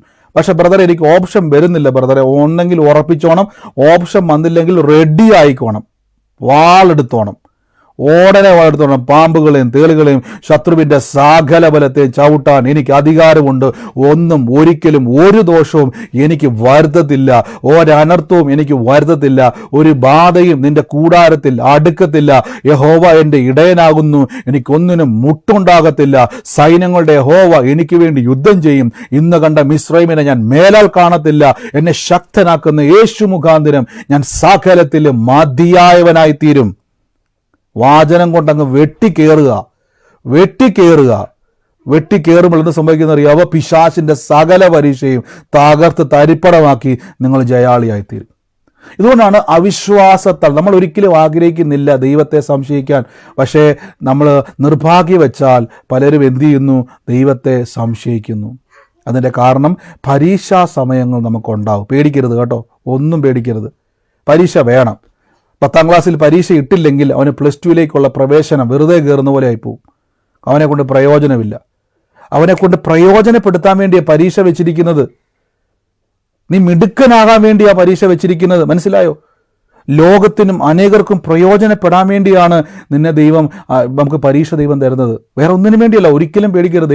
ചിലർ ചിന്തിക്കുക ദൈവത്തിൻ്റെ പരീക്ഷ എന്ന് പറഞ്ഞാൽ നിങ്ങളെ രോഗിയാക്കി, നിങ്ങളുടെ ബൈക്ക് ആക്സിഡൻറ്റ് തന്ന്, നിങ്ങളുടെ ജീവിതം കുട്ടിച്ചോറാക്കി, നിങ്ങളുടെ ഭാര്യ പിണങ്ങിപ്പോയി, കുടുംബം തകർത്ത്, നിങ്ങളുടെ ജീവിതത്തെ മുഴുവൻ തരിപ്പടമാക്കി. ചിലർ പറയാറില്ല നിങ്ങളുടെ കുഞ്ഞുങ്ങൾ നഷ്ടപ്പെട്ടു പോകുന്നു, തലമുറ നഷ്ടപ്പെട്ടു പോകുന്നു, മൊത്തം. ഇതൊന്നും ദൈവം പരീക്ഷിക്കുന്നതല്ല പ്രിയരേ, ഒരിക്കലും അല്ല. അപ്പോൾ ഇയ്യോബിൻ്റെ ശോധനയെ ബ്രദറെ, ഇയ്യോബിൻ്റെ ശോധനയെപ്പറ്റി പല പ്രാവശ്യം ഞാൻ പറഞ്ഞിട്ടുള്ളതാണ്. ഇയ്യോബ് തന്നെ പറഞ്ഞത് എന്തു ഭയപ്പെട്ടോ അതെനിക്ക് വന്നെന്നാണ് പറഞ്ഞത്. ഇയ്യോബിൻ്റെ ശോധന പുതിയ നിയമത്തിലെ വിശ്വാസിക്ക് വരത്തില്ല. കാരണം ബൈബിൾ പറയുന്നു ദോഷങ്ങളാൽ ദൈവം നിങ്ങളെ പരീക്ഷിക്കത്തില്ല. ഈ വചനം കേട്ടല്ലോ, ദോഷം എന്ന് പറഞ്ഞാൽ നിങ്ങൾക്ക് ഒരനർത്ഥവും ദൈവം തന്നിട്ട് പരീക്ഷിക്കത്തില്ലെന്ന് അതിൻ്റെ അർത്ഥം. നിങ്ങൾ പോകുന്ന വഴി നിങ്ങളുടെ കാറ് കൊണ്ട് ഇടിപ്പിച്ചു, തകർത്ത് തരിപ്പടമാക്കി, നിങ്ങളെ ഒന്നിനും കൊള്ളാത്തൊരു വ്യക്തിയാക്കി ഉടനെ പറയൂ ദൈവം എന്നെ പരീക്ഷിച്ചു. അല്ല, ദൈവം ഒരിക്കലും ചെയ്യത്തില്ല. അതാണ് ദോഷങ്ങളാൽ. നമ്മൾ പലപ്പോഴും ഇതിങ്ങനെ മിക്സഡ് ആക്കി വിശ്വസിച്ചുകൊണ്ടാണ് നമുക്ക് പലപ്പോഴും പറ്റിപ്പോയത്. പരീക്ഷ വരുമ്പോൾ നമ്മൾ ദൈവം തന്നതാണെന്ന് പറഞ്ഞുകൊണ്ട് ദൈവത്തെ എന്തു ചെയ്യും? നമ്മൾ പലപ്പോഴും പഴി പറയും. ഇവിടെ വചനം നോക്കിയേ, വിശ്വാസത്തിൽ ശക്തിപ്പെട്ട് ദൈവത്തിന് മഹത്വം കൊടുത്തു എന്നാണ് പറഞ്ഞത്. അപ്പോൾ വിശ്വാസത്തിൽ എങ്ങനെ ശക്തിപ്പെടണം? പരീക്ഷ ക്വസ്റ്റ്യൻ മനസ്സിലാക്കണം. എൻ്റെ കൂടെ ഇത് പറഞ്ഞ് ചോദ്യം കറക്റ്റായിട്ട് മനസ്സിലാക്കണം എന്ന് പറ. ഉത്തരം അറിയാം, ചോദ്യം മനസ്സിലാക്കണം എന്ന് പറ. ചോദ്യം മനസ്സിലാക്കണം. ഞാൻ നിങ്ങളോട് തന്നെ പറഞ്ഞു, ചിലപ്പോൾ ഞാനും പലപ്പോഴും ചോദ്യത്തിൽ കൺഫ്യൂഷനായി, ഉത്തരത്തിലല്ല ചോദ്യത്തിൽ കൺഫ്യൂഷനായിട്ട് പോകും. ചോദ്യത്തിൽ കൺഫ്യൂഷനായിട്ട് പോകും. ഇപ്പം ഞാനിപ്പോഴും ഓർക്കുന്നുണ്ട്, ഞാൻ ആ ഡ്രൈവിംഗ് ടെസ്റ്റിന് പോകുന്ന സമയത്ത് ഇവിടുന്ന് ഒരു 16 ക്വസ്റ്റ്യൻ കാണാപ്പാഠം പഠിച്ചു ഈ രാജ്യത്ത്. പക്ഷേ അവരൊരു ട്രിക്ക് ഉപയോഗിച്ചു. ഞാൻ അവരുടെ വെബ്സൈറ്റിൽ കൊടുത്തിരുന്ന ക്വസ്റ്റ്യൻ മൊത്തം ഞാൻ കാണാപ്പാഠം പഠിച്ചു. അപ്പോൾ കാണാപ്പാഠം പഠിച്ച് അതേപോലെ പച്ചവെള്ളം പോലെ ആ 16 ക്വസ്റ്റ്യൻ കാണാപ്പാഠം പഠിച്ച് ഇങ്ങനെ ഞാൻ പറഞ്ഞുകൊണ്ടിരിക്കുക, ഉരുവിട്ടുകൊണ്ടിരിക്കുക. പക്ഷേ ഫസ്റ്റ് ഡേ ചെന്നപ്പം അവരെന്ത് ചെയ്യുന്ന അറിയാവോ? ട്രിക്ക് ഉപയോഗിച്ച് ക്വസ്റ്റ്യൻ തിരിച്ചു ചോദിച്ചു. അതായത് എനിക്കറിയാവുന്ന ഉത്തരം തന്നെയാണോ എനിക്കൊരു സംശയം അകത്തുണ്ടാകുന്ന രീതിയിൽ ആ ക്വസ്റ്റ്യൻ, ഞാൻ പഠിച്ചത് ക്വസ്റ്റ്യനും ആൻസറും സെയിം ആയിരുന്നു, അതേ ക്വസ്റ്റ്യൻ വേറെ രീതിയിൽ ചോദിച്ചപ്പോൾ എനിക്ക് കൺഫ്യൂഷൻ വന്നു. ഞാൻ വെപ്രാളപ്പെട്ടു, തെറ്റായ ഇൻഫർമേഷൻ കൊടുത്ത് ഫെയിലായി. മനസ്സിലായോ? അപ്പോൾ എന്ത് സംഭവിച്ചു? പിന്നീട് ഞാനത് പ്രിപ്പയർ ചെയ്തു. എങ്ങനെ ക്വസ്റ്റ്യൻ വന്നാലും, ഏത് രീതിയിൽ വന്നാലും ക്വസ്റ്റ്യൻ മനസ്സിലാക്കണം. ഉത്തരം അറിയാമെങ്കിൽ പോലും ക്വസ്റ്റ്യൻ മനസ്സിലാക്കണം. ഒന്നുകൂടെ ഞാൻ പറയാം, നമ്മുടെ ജീവിതത്തിൽ ഒരു പ്രശ്നം വരുമ്പോൾ ഇത് ദൈവത്താൽ അല്ലെന്നും ദൈവം എങ്ങനെയാണ് പരീക്ഷിക്കുന്നതെന്നും ദൈവത്തിൻ്റെ പരീക്ഷ എന്താണെന്നും ലോകത്തിൻ്റെ പരീക്ഷ എന്താണെന്നും നിങ്ങൾ തിരിച്ചറിഞ്ഞിട്ട് വേണം വിശ്വാസി പ്രാർത്ഥിക്കാൻ തുടങ്ങിയാൽ, ഞാൻ ഉറപ്പിച്ചു പറയുന്നു, നിങ്ങൾ വിശ്വാസത്തിൽ ബലപ്പെടും. നിങ്ങൾക്ക് പാറമേൽപ്പല്ല, എവിടെയാണെങ്കിലും നിങ്ങളുടെ വേര് താഴേക്കിറങ്ങി നിങ്ങൾ സന്തോഷത്തോടെ സാക്ഷിയായിത്തീരും. ആമേൻ. അപ്പോൾ ഈ ദിവസങ്ങളിൽ പ്രാർത്ഥിക്കുന്ന വ്യക്തിയോട് ഞാൻ പറയുവാണ്, പരീക്ഷയുടെ കാര്യം മറക്കരുത് കേട്ടോ. പലരും പ്രാർത്ഥനയ്ക്ക് വന്നിട്ട് എന്നോട് പിണങ്ങിപ്പോയവരുണ്ട്. ഒരു ഉദാഹരണം പറയാം. നിങ്ങൾ ഈ ബ്രദറിൻ്റെ പ്രാർത്ഥനയ്ക്ക് വേണ്ടി പലപ്പോഴും കാത്തിരിക്കാതെ തന്നെ ഒന്ന് പ്രാർത്ഥിക്കാൻ പഠിക്കണം. ബ്രദറിൻ്റെ പ്രാർത്ഥന തെറ്റാന്നല്ല ഉണ്ട്. നാളെ മുതൽ ബ്രദർ പറഞ്ഞിട്ടുണ്ട് ബ്രദറിനെ കൊണ്ട് പ്രാർത്ഥിപ്പിക്കരുതെന്നൊരാശയമല്ല ഞാനീ പറയുന്നത്. നമ്മളൊന്ന് പ്രാക്ടീസ് ചെയ്യണം. കാര്യം നിങ്ങൾക്ക് നാളെ നിങ്ങൾ തന്നെ പ്രാർത്ഥിക്കേണ്ട ഒരു അവസ്ഥ വന്നാൽ എന്ത് ചെയ്യും? കുടുങ്ങിപ്പോയില്ല നിങ്ങൾ? ബ്രദറിനെ വിളിച്ചിട്ട് കിട്ടുന്നതിൽ ഒന്നാമത്തെ പരാതിയാണ് ബ്രദറിനെ വിളിച്ചിട്ട് കിട്ടാറില്ലെന്നുള്ളത്. പിന്നെ പറയണോ? പരീക്ഷാ സമയത്തെങ്ങാനും ബ്രദറിനെ കിട്ടിയില്ല, തീർന്നു നമ്മുടെ വിശ്വാസം. അപ്പോൾ എന്ത് ചെയ്യണം? നിങ്ങൾ ഈ സമയങ്ങളിൽ നിങ്ങൾ തിരിച്ചറിയണം, എൻ്റെ ജീവിതത്തിൽ പ്രാർത്ഥിച്ചിട്ടും എന്തുകൊണ്ട് ഈ പ്രശ്നം വരുന്നു? പരീക്ഷ ഒന്നുകൂടെ ചെക്ക്, ഇത് ദൈവമാണോ? ദൈവം തന്നെയാണോ ഈ പ്രശ്നം ഇട്ടിരിക്കുന്നത്? പരിശോധിക്കണം. അപ്പോൾ നിങ്ങളുടെ മനസ്സിലോട്ടൊന്ന് വാ, പെട്ടെന്ന് പറഞ്ഞു തരാം. മനസ്സിലോട്ടൊന്ന് തിരിഞ്ഞു വാ, എന്നിട്ട് കണ്ണടച്ച് മനസ്സിലോട്ട് താങ്ങാൻ പറ്റുന്നില്ല, എനിക്ക് നിങ്ങൾക്ക് ഇട്ടേച്ച് പോകാൻ തോന്നുന്നു, ദൈവം പ്രാർത്ഥിക്കാൻ തോന്നുന്നില്ല. ചിലർ പറയും അതെ പ്രാർത്ഥിക്കാൻ തോന്നുന്നില്ല, കർത്താവിനെ വിളിക്കാൻ തോന്നുന്നില്ല, എനിക്ക് സത്യം പറഞ്ഞാൽ വിശ്വസിക്കാൻ പോലും തോന്നുന്നില്ല. കണ്ടിട്ടുണ്ടോ? നിങ്ങളോടാണ് ഞാൻ ഈ പറഞ്ഞുകൊണ്ടിരിക്കുന്നത്. എനിക്ക് അറിയത്തില്ല കേട്ടോ, ആരോടൊക്കെയോ കർത്താവ് സംസാരിക്കുക. ബൈബിൾ വായിക്കാൻ തോന്നുന്നില്ല, പ്രാർത്ഥിക്കാൻ തോന്നുന്നില്ല, എനിക്ക് ദൈവത്തെ വിളിക്കാൻ തോന്നുന്നില്ല, എനിക്ക് മരിച്ചാൽ മതി, യേശുവിനെ വിളിക്കാൻ തോന്നുന്നില്ല, ദൈവം ഉണ്ടോ ഇപ്പം എനിക്ക് വേണ്ടി ഉണ്ടോ എന്ന രീതിയിലൊക്കെ എൻ്റെ മനസ്സിൽ വരുക ബ്രദറെ. ഞാൻ പറയുന്നു, ഇത് ദൈവത്തിൻ്റെ പരീക്ഷയല്ല കേട്ടോ. ദൈവത്തിൻ്റെ പരീക്ഷയുടെ പ്രത്യേകത എന്ന് പറഞ്ഞാൽ, ദൈവം വിട്ട പരീക്ഷയിൽ നിങ്ങൾ ചാടി ദൈവത്തോട് ചേർന്ന് നിൽക്കും, ഉടനെ ഓടി വരും ദൈവസന്നിധിയിലേക്ക്. അബ്രഹാമിനെ ദൈവം പരീക്ഷിച്ചപ്പോഴേക്കും ദൈവമേ എനിക്കിത് പറ്റത്തില്ലെന്ന് അബ്രഹാം പറഞ്ഞില്ല. കാര്യം അബ്രഹാമിൻ്റെ ഇമോഷനെ ദൈവത്തിന് അറിയാം. പിന്നെ അവക്കൂടി കാത്തിരുന്ന് കിട്ടിയ ഒരു കൊച്ച ഞാൻ ദൈവത്തിന് തരാൻ പോവല്ലേ എന്ന് അബ്രഹാം പറഞ്ഞില്ല. അബ്രഹാം ചാടി പുറപ്പെട്ടു. അബ്രഹാം പറഞ്ഞു ബാ പോയേക്കാം, വിറകൊക്കെ എടുത്തുകൊണ്ട് അങ്ങ് പോയി. അപ്പം ദൈവത്തിന് മനസ്സിലായി ഇവൻ ഈ ഇമോഷൻ്റെ കപ്പാസിറ്റി ദൈവത്തിന് അറിയാം, നീ അത് താങ്ങുമെന്ന് ദൈവത്തിന് അറിയാം. അതറിയാവുന്നത് കൊണ്ട് ദൈവം ചില പരീക്ഷ തരും നമുക്ക്. അതുകൊണ്ട് നിങ്ങൾക്ക് ആ സമയത്ത് ദൈവത്തെ പഴി പറയാനോ ദൈവത്തെ കുറ്റം പറയാനോ ദൈവത്തിൻ്റെ അടുക്കലേക്ക് വരാൻ, ചിലർക്ക് പരീക്ഷ വരുമ്പോഴേക്കും ദൈവസന്നിധിയിൽ വരാൻ പറ്റുന്നില്ല. ബ്രദർ എനിക്കിപ്പോൾ പ്രാർത്ഥിക്കാനും തോന്നുന്നില്ല, ബൈബിൾ വായിക്കാനും തോന്നുന്നില്ല, ബ്രദറിനെ വിളിക്കാൻ തോന്നുന്നില്ല, എനിക്ക് എന്താ, അത് ദൈവത്തിൻ്റെ പരീക്ഷയല്ല കേട്ടോ. സൂക്ഷിച്ചോണം, വെട്ടിക്കേറിക്കേ 10 വചനം അങ്ങോട്ട് പറ. യേശുവിനുണ്ടായ പരീക്ഷയാണത്, പേടിക്കരുത് കേട്ടോ. അവിടെയും കർത്താവ് കൂടെയുണ്ട്. അവിടെയാണ് പരിശുദ്ധാത്മാവ് എന്ന ശക്തൻ നമ്മുടെ കൂടെ ഉള്ളത്. നിങ്ങൾക്കറിയാവോ, അപ്പോസ്തല പ്രവൃത്തി നിങ്ങൾ വായിക്കുന്ന സമയത്ത് സഭാചരിത്രമാണ് അവിടെ എഴുതിയിരിക്കുന്നത്. 12 അപ്പോസ്തലന്മാരെ ദൈവം തിരഞ്ഞെടുത്ത് അതിനുശേഷം 120 പേരെ ദൈവം തിരഞ്ഞെടുത്തപ്പോൾ ഇവർക്ക് വീടും കുടിയൊക്കെ ഉള്ളവരാ. അവരെന്തിനാ ദൈവസന്നിധി? ഇന്ന് സഭ എന്ന് പറഞ്ഞ് നമ്മൾ കാണുന്ന നിങ്ങൾ അറിയത്തില്ലേ, ഈ ക്രിസ്തീയ വിശ്വാസം എന്ന് പറഞ്ഞാൽ കുറേ കാശ് കൊടുത്ത് മതം മാറ്റിക്കൊണ്ട് വരുന്ന പരിപാടിയാണെന്നാണ് ഇപ്പോൾ ആൾക്കാർ പ്രചരിപ്പിക്കുന്നത്. നിങ്ങൾ ചരിത്രം പഠിപ്പിക്കണം.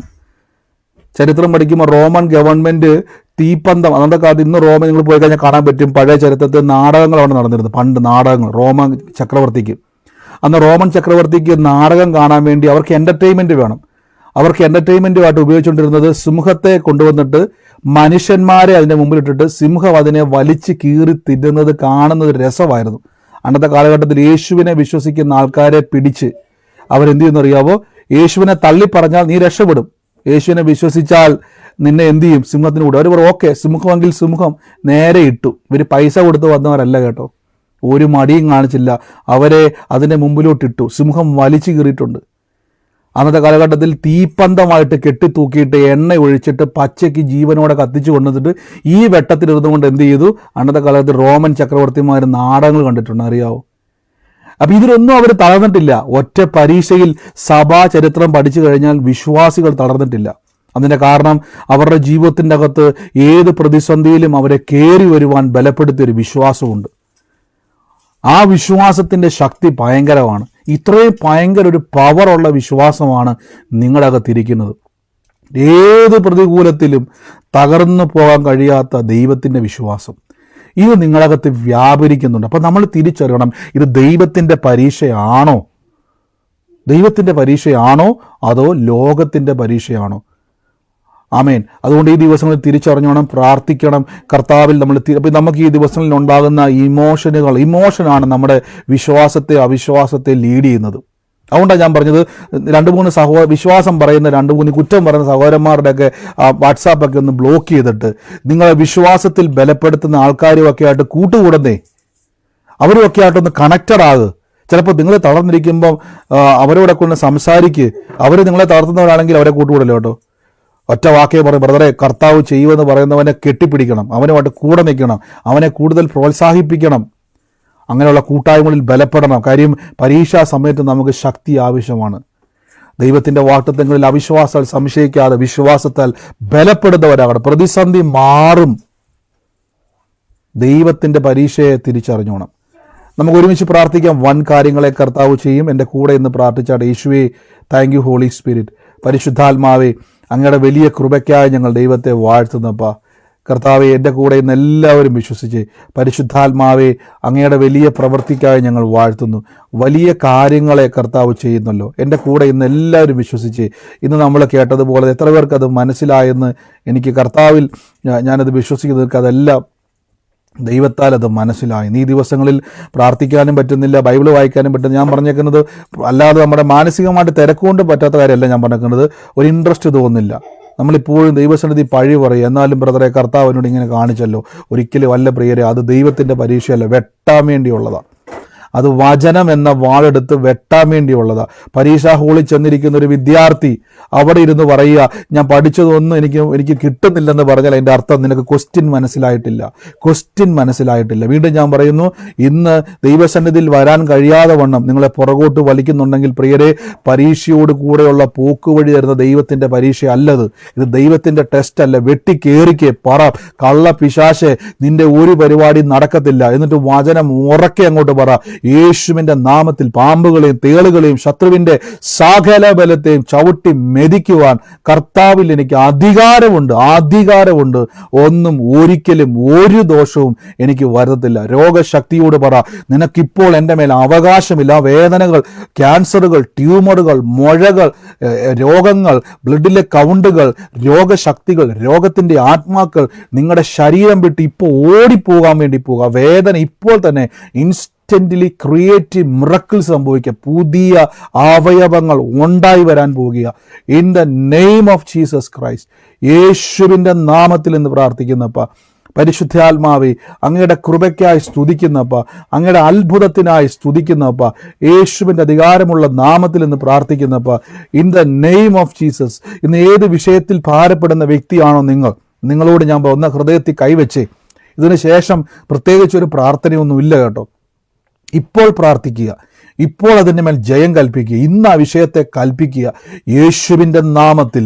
ഇത് അത്ഭുതത്തിൻ്റെ സമയമാണ്. ദൈവത്തെ വിളിക്കുന്നവൻ മരിച്ചവനെ ഉയർപ്പിക്കുന്നവനാ. ദൈവത്തെ വിളിക്കുന്നവൻ മലകളെ നീക്കുന്നവനാ. ദൈവത്തെ വിളിക്കുന്നവൻ, നിന്നാൽ ഞാൻ പടക്കൂട്ടത്തെ വരെ പാഞ്ഞു ചെല്ലും, എൻ്റെ ദൈവത്താൽ ഞാൻ മതിൽ ചാടി കടക്കുമെന്ന് പറയുന്നവനാ. എന്നെ ശക്തനാക്കുന്ന യേശു മുഖാന്തരം ഞാൻ സകലത്തിലും മതിയായവനായി തീരും. എന്നോട് എതിർക്കുന്ന ശത്രുക്കളെ യഹോവ എൻ്റെ മുമ്പിൽ തോൽക്കുമാറാക്കിയിരിക്കുന്നു. അവൻ ഒരു വഴിയായി വരും, അവൻ 7 വഴിയായി ഓടിപ്പോകും. ഒരനർത്ഥവും എനിക്ക് വരത്തില്ല, ഒരു ബാധയും എൻ്റെ കൂടാരത്തിൻ്റെ മേൽ അടുക്കത്തില്ല. ദൈവം എനിക്ക് വേണ്ടി യുദ്ധം ചെയ്യും. നന്ദി കർത്താവേ, നന്ദി യേശുവേ. ഞങ്ങൾ ഓരോ വ്യക്തികളെ അനുഗ്രഹിക്കും. ഇപ്പോൾ സൗഖ്യത്തിൻ്റെ സമയം കേട്ടോ. ഇത് അത്ഭുതത്തിൻ്റെ സമയമാണ്. ഇത് അത്ഭുതത്തിന് വേദനകൾ കൈ എടുക്കുമ്പോൾ വേദന അവിടെ നിന്ന് മാറിയിരിക്കും. യേശുവിൻ്റെ നാമത്തിൽ രോഗം അവിടെ നിന്ന് മാറിയിരിക്കും. ആ മുഴകൾ അപ്രതീക്ഷമായിരിക്കും. വേദന അവിടെ നിന്ന് തീർന്നിരിക്കും. ആ ബ്ലഡിലെ കൗണ്ടുകൾ നോർമലായിട്ടിരിക്കും. ഇനി മേലോട്ട് പോകത്തില്ല, താഴേക്ക് പോകത്തില്ല. കണ്ടീഷൻ നോർമൽ തന്നെയാണ്. In the name of Jesus financial break through അവിടെ സംഭവിക്കുക. കുടുംബത്തിൻ്റെ മേൽ സമാധാനം ഉണ്ടാകുക. തലമുറകളുടെ കെട്ടുകൾ അഴിയുക. സമാധാനം വാഴുക. നന്മ നിറയുക. ദീർഘായുസ് എൻ്റെ അവകാശമാണ്. ആരോഗ്യം എൻ്റെ അവകാശമാണ്. യേശുവിൻ്റെ നാമത്തിൽ. എൻ്റെ കർത്താവ് സൗമ്യ എന്ന് പറയുന്ന ഒരു മകൾക്ക് വേണ്ടി പ്രാർത്ഥിക്കുവാൻ കർത്താവ് പറയുവാണ്. ആ കുടുംബത്തിന് വേണ്ടി ദൈവം വലിയ തൻ്റെ പ്രവൃത്തി ഇന്ന് അയക്കുവാൻ വേണ്ടി പോകുന്നു. യേശുവിൻ്റെ നാമത്തിൽ ഇന്ന് സൂമിലോ ലൈവിലോ മകളുമായിട്ട് ബന്ധപ്പെട്ടത് ആരാണോ ഉള്ളത്, യേശുവിൻ്റെ നാമത്തിൽ ചാടി പിടിച്ചോണം. In the name of Jesus. യേശുവിൻ്റെ സൗമ്യ എൻ്റെ മരുമോളാണ്. ഏറ്റെടുത്ത സിസ്റ്റർ, ഇന്ന് കർത്താവ് ഇന്ന് ആ കുടുംബത്തിൻ്റെ മേൽ വലിയ പ്രവൃത്തി ഇന്ന് ചെയ്യുക. യേശുവിൻ്റെ അധികാരമുള്ള നാമത്തിൽ ഇന്ന് കൽപ്പിക്കുന്നപ്പോൾ ആ ബന്ധനങ്ങൾ യേശുവിൻ്റെ നാമത്തിൽ അഴിയുകയാണ്. ദൈവത്തെ വിളിക്കുന്നവന് ഒരു നന്മയ്ക്ക്. അപ്പം ദൈവത്തിൻ്റെ പരീക്ഷയും ലോകത്തിൻ്റെ പരീക്ഷയും തമ്മിൽ കുഴഞ്ഞു കിടക്കുന്നവനാണ് വേരിറങ്ങാത്തവൻ. അവനാണ് സംശയിക്കുന്നവൻ. അവനെ കുറ്റപ്പെടുത്തുവല്ല കേട്ടോ. അവൻ തിരിച്ചറിയാതെ, യേശു ഒരിക്കലും കുറ്റപ്പെടുത്തുവല്ല, പൗലോസ് ഒരിക്കലും കുറ്റപ്പെടുത്തുവല്ല. സംശയിക്കാതെ വിശ്വസിക്കുവാൻ പറയാൻ കാരണം ഈ പരീക്ഷ ഉള്ളത് കൊണ്ടാണ്. ഈ ക്വസ്റ്റ്യൻ പേപ്പറിൻ്റെ അകത്ത് വന്ന ക്വസ്റ്റ്യൻ മനസ്സിലാകാത്തത് കൊണ്ടാണ്. അത് പഠിപ്പിക്കണം. അത് പഠിക്കാൻ വേണ്ടിയാണ് നമ്മൾ ആദ്യം പറയേണ്ടത്, ദൈവം എന്നെ ദോഷങ്ങളാൽ എൻ്റെ ദൈവം എന്നെ ഓർപ്പിച്ച് ഞാൻ പറയാം. എനിക്ക് തകർന്ന തരിപ്പടമായിട്ട് എനിക്ക് എൻ്റെ ദൈവവും വേണ്ട, ഒന്നും വേണ്ട, ബൈബിളും വേണ്ട, ഇറങ്ങണ്ടായിരുന്നു, എനിക്കിതിലോട്ട് വരണ്ടായിരുന്നു എന്നൊക്കെ തോന്നുന്നുണ്ടെങ്കിൽ എൻ്റെ പ്രിയരെ, ഇത് ദൈവം പരീക്ഷിച്ചല്ല കേട്ടോ. ദൈവത്തിൻ്റെ പരീക്ഷയ്ക്കകത്ത് പ്രശ്നം വരുമ്പോൾ ഓടി വരും. എന്നിട്ട് കർത്താവേ, നീ എനിക്ക് സകലത് നന്മയാക്കി മാറ്റുമെന്ന് മനസ്സിൽ വചനം വരും. മനസ്സിൽ വചനം വരുന്നില്ലെങ്കിൽ ദൈവത്തിൻ്റെ പരീക്ഷ അല്ല കേട്ടോ. മനസ്സിൽ വചനം വരുന്നില്ലെങ്കിൽ വചനം കൊണ്ട് വെട്ടേണ്ട പരീക്ഷ അത്. ഉടനെ വചനം എടുത്തോണം. യേശുവിൻ്റെ നാമത്തിൽ ഇന്ന് കൽപ്പിക്കുന്ന കർത്താവേ, in the name of Jesus Christ, യേശുവിൻ്റെ അധികാരമുള്ള നാമത്തിൽ. നന്ദി പിതാവേ, നന്ദി പിതാവേ. Thank you Holy Spirit, thank you Holy Spirit. യേശുവിൻ്റെ അധികാരമുള്ള നാമം. ഞാനൊരു മുറിക്കകത്ത് ഈ റെഡ് കളറിലെ ബൾബ് മുറിക്കകത്ത്, അതായത് കിടപ്പ് മുറിയിൽ ഒരു റെഡ് കളറിലെ ബൾബ് വെച്ചിരിക്കുന്ന, അഡീഷണൽ വെച്ചിരിക്കുന്ന ഒരു വീട് കർത്താവ് എന്നെ കാണിക്കുക. റെഡ് കളറിലെ ഒരു ലൈറ്റ് വെച്ചിരിക്കുന്ന ഒരു ഭവനത്തെ കർത്താവ് എന്നെ കാണിക്കുക. ഇന്ന് ആ ഒരു ഭവനത്തിൻ്റെ അകത്ത് വേണ്ടി പ്രാർത്ഥിക്കുമ്പോൾ ഭയത്തിൻ്റെ ചിന്തകളെ കൊണ്ടുവന്നിട്ട് പിശാചിട്ട് കറക്കുവാൻ നോക്കുന്ന കുടുംബത്തെ ഇപ്പോൾ യേശുവിൻ്റെ നാമത്തിൽ ഞാൻ പുറത്താക്കുന്നു. പരിശുദ്ധാത്മാവിൻ്റെ വലിയ പ്രവൃത്തി എന്ന കുടുംബത്തിൻ്റെ മേൽ വെളിപ്പെടാൻ വേണ്ടി പോകുന്നു. In the name of Jesus. അതാരാന്ന് വെച്ചാൽ യേശുവിൻ്റെ നാമത്തിൽ ഇത് ഏറ്റെടുത്തോണം. ഇന്ന് സൂമിലോ ലൈവിലോ പറയാൻ വേണ്ടിയാണോ സഹോദരി? പറയാൻ വേണ്ടിയാണോ? എന്നായിരുന്നത് ആ ലൈറ്റ് ആ കുടുംബത്തിലാണോ? നമുക്ക് എന്തെങ്കിലും സംഭവങ്ങൾ നടക്കാനിരിക്കുമ്പോ അതല്ല സിസ്റ്ററെ, ഈ ഞാനിപ്പോ പറഞ്ഞത് ഈ ശ്രദ്ധിച്ച് കേട്ടോ, നിങ്ങൾ ക്വസ്റ്റ്യൻ ശ്രദ്ധിച്ച് കേട്ടോ, നിങ്ങൾ ദൈവിക ആലോചന ശ്രദ്ധിച്ച് കേട്ടോ പറയാവുള്ളൂ. ആലോചനയുടെ സമയമാണിപ്പം, ശ്രദ്ധിച്ച് കേട്ടോണം. അതുമായിട്ട് ബന്ധപ്പെട്ടാണ് പറയുന്നത്, ശ്രദ്ധിച്ചോണേ. യേശുവിൻ്റെ നാമത്തിൽ ഇന്ന് ആ ഭവനത്തെ കർത്താവ് ഭയത്തിൻ്റെ ദുരാത്മാവിനെ ഇന്ന് കർത്താവ് കുടുംബത്തിൽ നിന്ന് ഇറക്കി വിടുകയാണ്. യേശുവിൻ്റെ നാമത്തിൽ ഇന്ന് പ്രാർത്ഥിക്കുന്നപ്പോൾ in the name of Jesus, യേശുവിൻ്റെ അധികാരമുള്ള നാമത്തിൽ ഞാനൊരു ബ്ലൂ കളറിലെ, ലൈറ്റ് ബ്ലൂ കളറിലെ ഡിസൈനുള്ള ഒരു കർട്ടൻ അടുക്കള വശത്തു നിന്നും ഹോളിലോട്ട് കയറുന്ന വഴിയിൽ ഒരു വീട്ടിൽ കാണുന്ന ഒരു കാഴ്ച. അടുക്കളയിൽ നിന്ന് ഹോളിലോട്ട് കയറുമ്പോൾ ബ്ലൂ കളറിൻ്റെ അകത്ത് ഡിസൈൻ ചെയ്തിരിക്കുന്ന ഒരു കർട്ടനുള്ള ഒരു വീട് കർത്താവ് എന്നെ കാണിക്കുന്നു. ഞാൻ ആ കർട്ടൻ കടന്ന് വന്നേക്കുന്ന ഒരു സഹോദരി, കണ്ണാടി വെച്ചിരിക്കുന്ന ഒരു സഹോദരി ആ കർട്ടൻ നീക്കി നടന്നു വരുന്നതും ആ കുടുംബത്തിൻ്റെ അകത്ത് ഞാൻ കണ്ടുകൊണ്ടിരിക്കുകയാണ്. എൻ്റെ കർത്താവ് ആ വാക്ക് പറയാണ്, ആ കുടുംബവുമായിട്ട് ബന്ധപ്പെട്ട് 10 വർഷമായിട്ട് ആ കുടുംബത്തിൻ്റെ അകത്ത് അനുഭവിക്കുന്നത് ഞാൻ കാണുന്നൊരു കാഴ്ച. പലരെയും നോക്കിയിട്ട്, പലരുടെയും ജീവിതം നോക്കിയിട്ട് എൻ്റെ ജീവിതവുമായിട്ട്, അതായത് സ്വന്തം ജീവിതവുമായിട്ട് കമ്പയർ ചെയ്ത് സങ്കടപ്പെട്ടിരിക്കുന്ന ഒരവസ്ഥയിലൂടെ കടന്നു പോവുകയാണ് എന്ന് ആ വ്യക്തിയോട് കർത്താവ് പറയുകയാണ്, ഇന്ന് നിങ്ങളുടെ ജീവിതത്തിൽ കർത്താവിനാലുള്ള പ്രവൃത്തികൾ വെളിപ്പെടും. ഇനി ആരെയും നോക്കണ്ട, ദൈവത്താലുള്ളൊരു വഴി ദൈവം തുറക്കാൻ വേണ്ടി പോണത്. ആരാണോ ബന്ധപ്പെട്ട് ആലോചന ശ്രദ്ധിച്ചോണം. സൂമിലും ലൈവിലും ബന്ധപ്പെട്ട് ഞാൻ പറയുകയാണ്, ആരാണോ അത് ബന്ധപ്പെട്ടത് അവർ യേശുവിൻ്റെ നാമത്തിൽ ഏറ്റെടുത്തോണം. പറയാനുള്ളവർ മാത്രമേ മ്യൂട്ട് മാറ്റാവുള്ളൂ, അല്ലാത്തവരെല്ലാം നിങ്ങൾ മൈക്ക് മ്യൂട്ട് ചെയ്ത് പറയാൻ വേണ്ടിയാണോ? എന്റെ വീടാണ് ഈ പറഞ്ഞ അടയാളം സിസ്റ്ററുടെ വീടാണോ? ബ്രദറെ, അത് എന്റെ വീടാണ്. ഓക്കെ, ഏറ്റെടുത്ത സിസ്റ്ററെ കർത്താവ് ഇന്ന് ആ കുടുംബത്തെ തൊടുക. 10 വർഷം കൊണ്ട് ഞങ്ങൾ കടബാധ്യതയായിട്ട് ബിസിനസ് മുഖേന കടം കയറി വളരെ വിഷമത്തിലാണ്. ഈ പറഞ്ഞ 10 വർഷത്തിന്റെ കാര്യം എന്നോട് വല്ലതും പറഞ്ഞിട്ടുണ്ടോ സിസ്റ്ററെ? ഇല്ല. ഈ കർട്ടൻ്റെ കാര്യം വല്ലതും പറഞ്ഞിട്ടുണ്ടോ? ഈ വ്യക്തിക്ക് വേണ്ടി മാത്രമാണ് ഞാനിപ്പോൾ ഈ ആലോചന പറയുന്നത്. കർത്താവ് പറയുന്നുണ്ടോ? ഇന്ന് ദൈവം വെടിവെക്കുക സിസ്റ്ററെ, ഇന്ന് കർത്താവ് വെടിവെക്കുക. കർത്താവിൻ്റെ വലിയ പ്രവൃത്തി ഇന്ന് ആ കുടുംബത്തിൻ്റെ മേൽ സംഭവിക്കുകയാണ് യേശുവിൻ്റെ അധികാരമുള്ള നാമത്തിൽ. ഇത് അത്ഭുതം. ഈ സമയത്ത് രോഗികൾ നിങ്ങൾ ചാടി പിടിച്ച് എന്നിട്ട് പറ, എൻ്റെ ദൈവം എന്നെ രോഗിയാക്കുന്ന ദൈവമല്ല, എൻ്റെ ദൈവം എന്നെ രോഗം തരുന്ന ദൈവമല്ല. ദൈവത്തിന് നിങ്ങൾക്ക് രോഗം തന്നിട്ട് സൗഖ്യമാക്കേണ്ട ഗതികേടില്ല. ദൈവത്തിന് അവൻ അത്ഭുതം തരുന്ന ദൈവമാണ്, ആരോഗ്യം തരുന്ന ദൈവമാണ്, ഡിവൈൻ ഹെൽത്തിൻ്റെ ദൈവമാണ്, രോഗശക്തികളെ തകർക്കുന്ന ദൈവമാണ്. യേശുവിൻ്റെ തിരുമുറിവിനാൽ രോഗത്തിനോ രോഗശക്തിക്കോ രോഗത്തിൻ്റെ ആത്മാവിനോ എൻ്റെ മേലോ എൻ്റെ ഭവനത്തിൻ്റെ മേലോ അവകാശമില്ല. In the name of Jesus Christ, യേശുവിൻ്റെ അധികാരമുള്ള നാമത്തിൽ ഞാൻ ഈ ചില്ലുകൊണ്ടുള്ള ഒരു ഡോളെന്ന് പറയാൻ പറ്റത്തില്ല, നമ്മൾ ഈ ചില്ലിൻ്റെ അകത്ത് ചിത്രപ്പണികളൊക്കെ ചെയ്ത് വച്ചേക്കുന്ന റൗണ്ട് ഷേപ്പിലുള്ള, അതിൻ്റെ അകത്ത് ഇങ്ങനെ ഒരു പ്രത്യേക രീതിയിൽ ഒരു ചിത്രം മെയിൻറ്റെയിൻ ചെയ്ത് വെച്ചിരിക്കുന്ന ഒരു ഗ്ലാസ്, അതായത് ഗ്ലാസിൻ്റെ റൗണ്ട് ഷേപ്പിലുള്ള ഒരു സാധനത്തിൻ്റെ അകത്ത് ഒരു പെൺകുട്ടിയുടെ പോലത്തെ ഒരു ഡോള് അതിൻ്റെ അകത്ത് തന്നെ ക്രമീകരിച്ച് വെച്ചിട്ടുള്ള ഒരു സാധനം വീടിൻ്റെ ഹോളിൽ ഷെൽഫിൽ വെച്ചിരിക്കുന്ന ഒരു ഭവനത്തെ കർത്താവ് എന്നെ കാണിക്കുകയാണ്.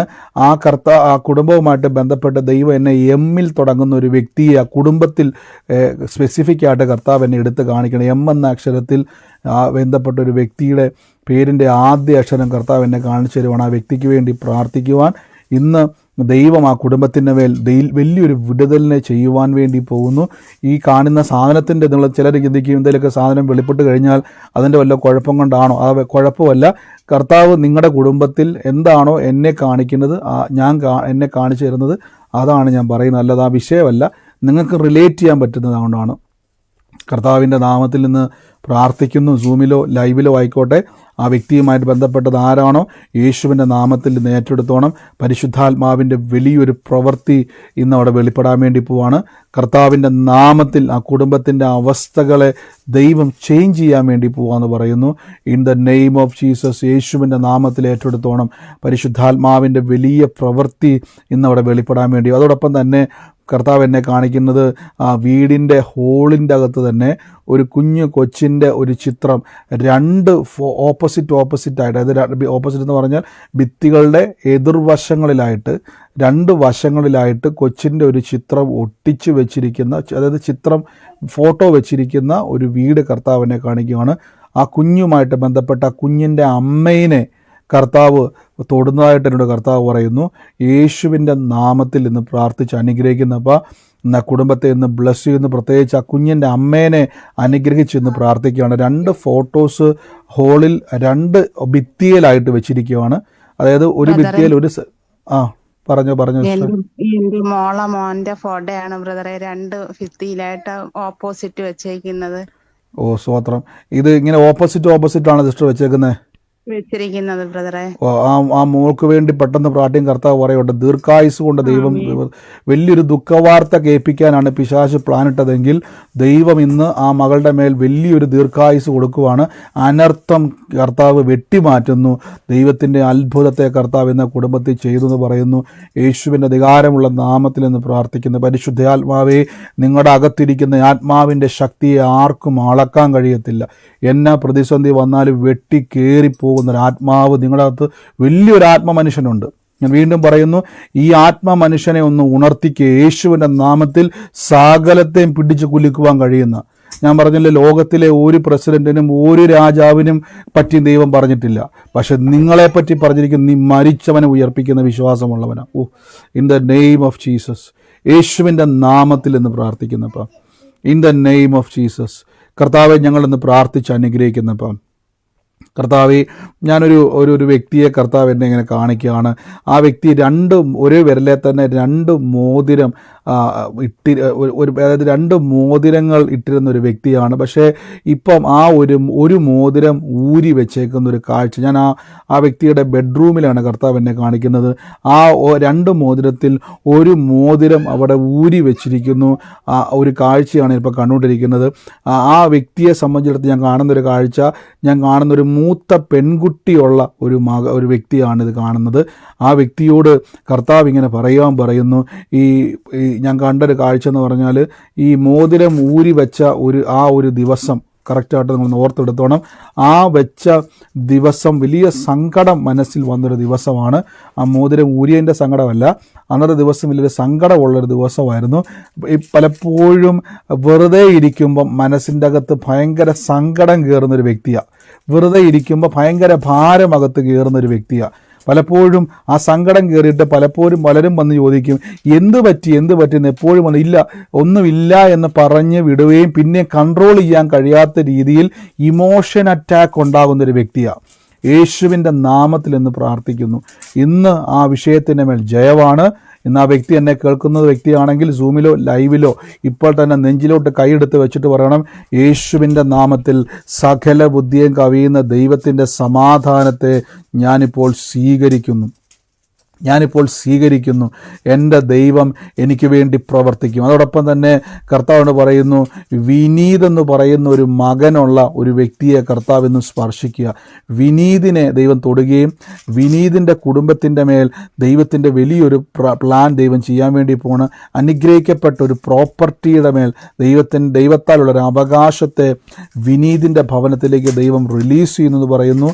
യേശുവിൻ്റെ നാമത്തെ ഞാൻ അനുഗ്രഹിച്ചു പ്രാർത്ഥിക്കുന്നപ്പോൾ കർത്താവിന് സ്വസ്ഥമായിട്ടിരിക്കാൻ പറ്റുന്നൊരു ഭവനം നിങ്ങൾക്ക് എല്ലാവർക്കും ഒരുമിച്ച് ദൈവം ഒരുക്കാൻ വേണ്ടി പോവാണ്.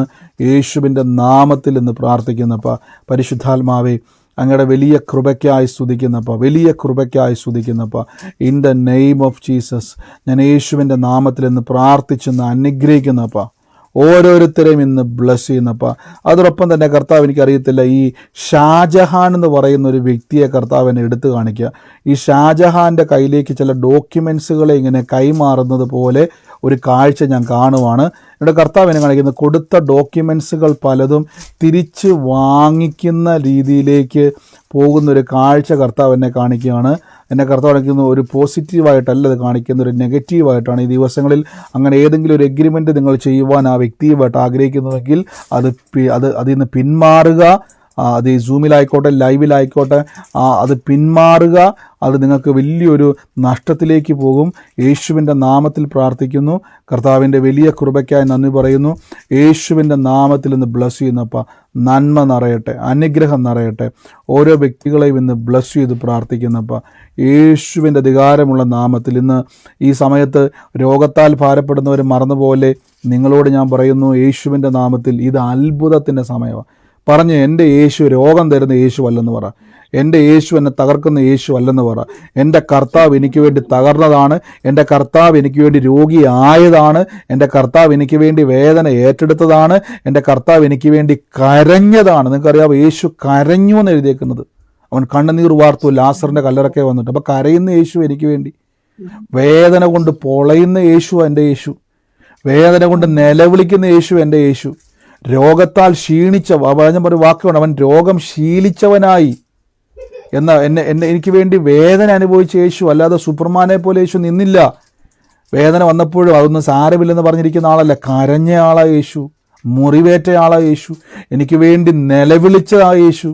എൻ്റെ പിതാവേ, എൻ്റെ പിതാവേ, നീ എന്നെ കൈവിട്ടത് എന്തുവെന്ന് നിലവിളിച്ചു എന്നാണ് പറഞ്ഞത്. അപ്പോൾ എനിക്ക് വേണ്ടി ഇത്രയും ചെയ്ത കർത്താവ് ഉള്ളിടത്തോളം കാലം എൻ്റെ പ്രിയരെ തകർന്നു പോകത്തില്ല കേട്ടോ, നശിച്ചു പോകത്തില്ല. അല്ലെങ്കിൽ യേശു ഇല്ലാതിരിക്കണം. യേശു ഉള്ളിടത്തോളം, ബൈബിൾ പറഞ്ഞു അവൻ ഇന്നും ജീവിക്കുന്നു. ഞാൻ എപ്പോഴും പറയത്തില്ലേ, ഇസ്രായേലിൽ ചെന്നാൽ ഇന്നും ഒരു കല്ലറ നമ്മുടെ മുമ്പിലുണ്ട്. അവിടെ എഴുതി വച്ചിരിക്കുന്ന വാക്യമുണ്ട്, ഹീ ഈസ് റിസൺ, അവൻ ഉയർത്തെഴുന്നേറ്റിരിക്കുന്നു. പൗലോസ് പറഞ്ഞു, എനിക്ക് വേണ്ടി തന്നെത്താൻ ഏൽപ്പിച്ചു കൊടുത്ത എൻ്റെ ദൈവപുത്രനുള്ള വിശ്വാസത്താൽ ഞാൻ ജീവിക്കും. ആമേൻ. നന്ദി കർത്താവേ. നമുക്ക് ഒരുമിച്ച് ദൈവസന്നിധിയിൽ നിന്ന് പ്രാർത്ഥിക്കുന്ന സമയത്ത് ആർക്കെങ്കിലും ഈ സമയം രോഗികളായി ഭാരപ്പെടുന്നവരുണ്ടെങ്കിൽ നിങ്ങൾ ഓടി നടന്ന് പ്രാർത്ഥിച്ചോണം. നിങ്ങൾ പറയണം, യേശു നിൻ്റെ രോഗത്തെ വഹിച്ചതാണ്, നിനക്ക് രോഗിയായിട്ടിരിക്കാൻ പറ്റില്ല എന്ന് പറയണം. കർത്താവ് നിങ്ങളെ അനുഗ്രഹിക്കട്ടെ. ഈ സമയത്ത് സാക്ഷ്യമുള്ളവരുണ്ടെങ്കിൽ ചുരുക്കം വാക്കുകളിൽ വേഗത്തിൽ പറയുന്ന സമയത്ത് പ്രയർ റിക്വസ്റ്റിലേക്ക് വേണ്ടി പ്രാർത്ഥിക്കുന്നതല്ല, ചുരുക്കം വാക്കുകളിൽ സാക്ഷ്യമുള്ളവരോ ആലോചന ഒരേ ആലോചന ഉണ്ടെങ്കിൽ ഒരാൾ പറയുമ്പോൾ വീണ്ടും ഞാൻ എപ്പോഴും പറഞ്ഞല്ല, റിപ്പീറ്റ് ചെയ്യേണ്ട. ആ ബ്രദറെ എന്നെക്കുറിച്ചാണത് പറഞ്ഞതുകൊണ്ട് അടുത്ത ആൾ പറയാൻ നിൽക്കേണ്ട.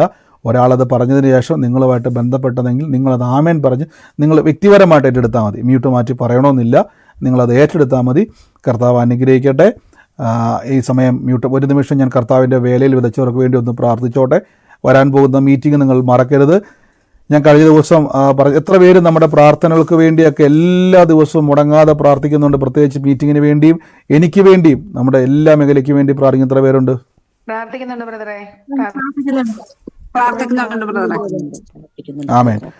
God bless you. കർത്താവ് അനുഗ്രഹിക്കട്ടെ. എല്ലാ ദിവസവും പ്രാർത്ഥിക്കുക. 10 പേരോട് കഴിവതും ഒരു 10 പേരോട് നിങ്ങൾ പറയുക. ഒരാളെ നിർബന്ധിക്കരുത് കേട്ടോ. നിങ്ങളത് വന്നേ പറ്റത്തുള്ളൂ, ഒരാളെ നിർബന്ധിക്കുക. നിങ്ങളെ ഏൽപ്പിച്ചത് പറയുക.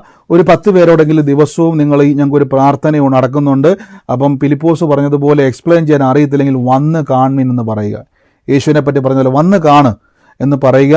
രോഗികളെ കൂട്ടിക്കൊണ്ട് വരിക. അവരോട് പറയണം, കർത്താവ് പ്രവർത്തിക്കും, നിങ്ങൾ വാ, എന്തായാലും ഒന്ന് വാ, ഏതായാലും നമ്മൾ അടുത്തല്ലേ, എറണാകുളത്തൊക്കെ ഉള്ളതല്ലേ, കൊല്ലത്തൊക്കെ ഉള്ളതല്ലേ, കോട്ടയത്തൊക്കെ ഉള്ളതല്ലേ, വാ ഒന്ന് പറഞ്ഞുകൊണ്ട് അവരെ വിളിച്ചുകൊണ്ട് വാ. കർത്താവ് ചെയ്യും, ദൈവം പ്രവർത്തിക്കും. നമ്മൾ കർത്താവിൻ്റെ നാമത്തിൽ നിന്ന ബാക്കി ദൈവം ചെയ്തോളൂന്നേ. God bless you. കർത്താവ് അനുഗ്രഹിക്കട്ടെ. സാക്ഷ്യമുള്ളവരുണ്ടെങ്കിൽ നിങ്ങൾ മ്യൂട്ട് മാറ്റി പറയാനുള്ള അവസരമാണ്, പറഞ്ഞാട്ടെ. ഹല്ലേലൂയ, സ്തോത്രം. ബ്രദറെ, ഹലോ. പറഞ്ഞോ. 2 കാര്യങ്ങളാണ് എനിക്ക് പറയാനുള്ളത്. ഒന്നാമത്തത്,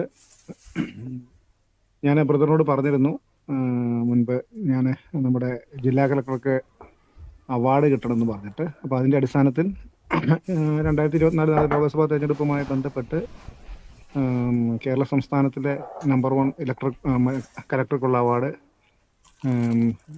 എൻ്റെ കലക്ടർക്ക് കിട്ടിയിട്ടുണ്ട്. അപ്പോൾ ഞാൻ ഈ കാര്യം കലക്ടറെ വിളിച്ച് പറഞ്ഞു കഴിഞ്ഞപ്പോൾ കലക്ടർ പറഞ്ഞ് ഒക്കെ എൻ്റെ കൂടെ എന്നോട് കൂടെ ചെന്ന് അവാർഡ് വാങ്ങിക്കാൻ വേണ്ടി ചെല്ലണം എന്നാണ് പറഞ്ഞേക്കുന്നത്. ഒന്നാമത്തെ അത് ദൈവം, ഞാൻ എഴുതി വെച്ച വിഷയമാണത്. ഞാൻ ബ്രദറിന് അറിയാമല്ലോ ഈ കേസ്. അപ്പോൾ ഞാനത് ദൈവം കർത്താവ് അത് ശരിക്കും പറഞ്ഞു കഴിഞ്ഞാൽ ആ വലിയ ആ പ്രാർത്ഥന, അങ്ങനെ ഒരു വർഷത്തിലേറെ ഈ വിഷയം വെച്ച് പ്രാർത്ഥിച്ചുകൊണ്ടിരിക്കുക. അതിന് വേണ്ടിയിട്ടാണ് ഞാൻ ആത്മാർത്ഥമായി ജോലി എടുത്തുകൊണ്ടിരുന്നത്. കർത്താവ് പ്രാർത്ഥന കേട്ടു, കർത്താവ് പ്രാർത്ഥന സാധിച്ചു എന്നതിനോർത്ത് നന്ദി പറയുന്നു. അതൊന്ന്. ഇനി രണ്ടാമത്തതൊന്ന്, നേരത്തെ അത് തന്നെ വേറൊരു വിഷയം കൂടി ഞാൻ നേരത്തെ നമ്മൾ ഡിസ്കസ് ചെയ്യുന്നതാണ്. അപ്പോൾ പുതിയ കാറ് അടുത്ത ആഴ്ച കിട്ടും. അപ്പോൾ അതിൻ്റെ പൈസ ഇന്ന് പൂർണ്ണമായിട്ടും കൊടുത്ത് തീർത്തിട്ടുണ്ട്. അപ്പോൾ ആ വിഷയം കൂടി അറിയിക്കുകയാണ്. അപ്പോൾ കർത്താവ് ഇത് രണ്ടും കർത്താവിൻ്റെ ഇഷ്ടത്തിന് തന്നെ വിട്ടുകൊടുത്തു. കർത്താവ് ഇത് പ്രാർത്ഥന കേട്ട് ചെയ്തതിനോട് നന്ദി പറഞ്ഞു. കർത്താവ് എപ്പോഴും പ്രാർത്ഥന കേട്ടുന്നതിനൊട്ടും നന്ദി പറയുന്നു. ആമേൻ. ആമേൻ. തീർച്ചയായിട്ടും സൗരം പറഞ്ഞുള്ളത് തന്നെ രണ്ട് വിഷയങ്ങളായിരുന്നു മനസ്സിൽ ആഗ്രഹിച്ച രണ്ട് കാര്യങ്ങളാണ്. ദൈവസന്നിധിയിൽ സാക്ഷ്യമാകണമെന്ന് തന്നെ വിശ്വസിച്ചുകൊണ്ടിരുന്നു. കർത്താവ് ഇന്നത് സാക്ഷ്യമായിട്ട് തന്നെ പറയുവാൻ കർത്താവ് ഇടയാക്കി. God bless you. മുന്നോട്ട് അനേകർക്ക് സാക്ഷ്യമായി തീരട്ടെ. ഇനിയും അനേക സാക്ഷ്യങ്ങൾ ദൈവം നിറയ്ക്കട്ടെ. God bless you. യേശുവിൻ്റെ നാമത്തിൽ തന്നെ ആമേൻ.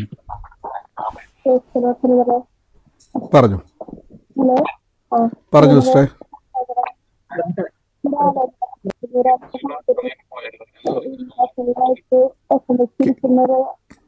കേട്ടില്ലേ സിസ്റ്ററെ? ക്ലിയർ ആയില്ല സിസ്റ്ററെ?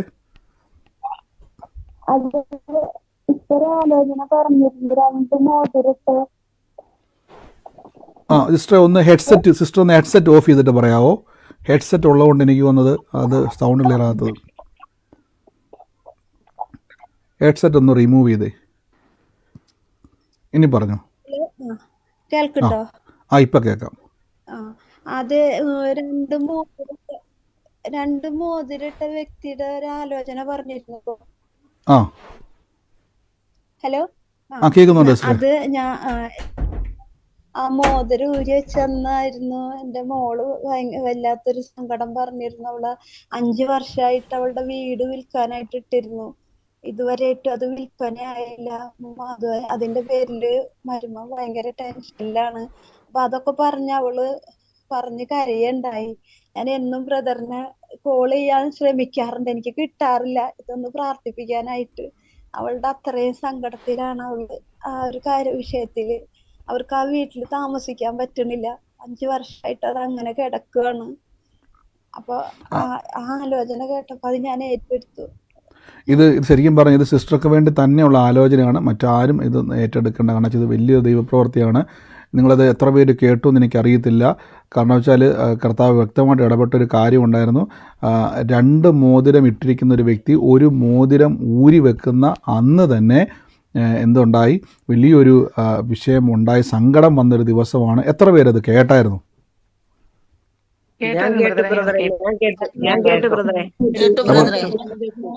ഇനി സിസ്റ്ററോട് ഞാൻ ചോദിച്ചോട്ടെ, സിസ്റ്റർ ഒരു കാര്യം ചോദിച്ചോട്ടെ. സിസ്റ്റർ ഒന്ന് പറഞ്ഞ സിസ്റ്റർ ഒന്ന് ജസ്റ്റ് ഒന്ന് ശ്രദ്ധിച്ചോണേ. ബാക്കി എല്ലാവരും ഒന്ന് മ്യൂട്ട് ചെയ്തേ. പറഞ്ഞ സിസ്റ്റർ മാത്രം ഒന്ന് മ്യൂട്ട് മാറ്റണേ. ശ്രദ്ധിച്ചോണേ. സിസ്റ്റർ കേൾക്കുന്നുണ്ടോ?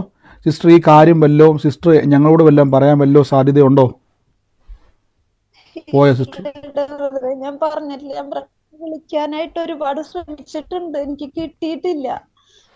ഇതൊന്ന് പ്രാർത്ഥിപ്പിക്കാനായിട്ട് അത് കർത്താവ് എത്രത്തോളം സിസ്റ്റർ ദൈവം ഞാൻ ആലോചിക്കുക സിസ്റ്റർ, നമ്മുടെ വിഷമം ദൈവം എത്രത്തോളം മനസ്സിലാക്കുന്നു എന്നതിൻ്റെ ഏറ്റവും വലിയ തെളിവാണ്. കാര്യം ആലോചിച്ച് നോക്കിയാൽ ദൈവം എത്രത്തോളം അത് ഇടപെട്ടു. കാര്യം സിസ്റ്ററുടെ വീട്ടിൽ സിസ്റ്ററുടെ പെരക്കകത്ത് നടന്ന സാധനമാണ്. സിസ്റ്റർ ആ മാല നമ്മൾ ഇതൊക്കെ ഞാൻ എൻ്റെ മോതിരം ഊരി വെച്ച ദിവസമാണ്, എനിക്ക് വലിയൊരു വിഷയം ഉണ്ടായെന്നൊന്നും ആരും പ്രാർത്ഥന റിക്വസ്റ്റ് പറയാറില്ല.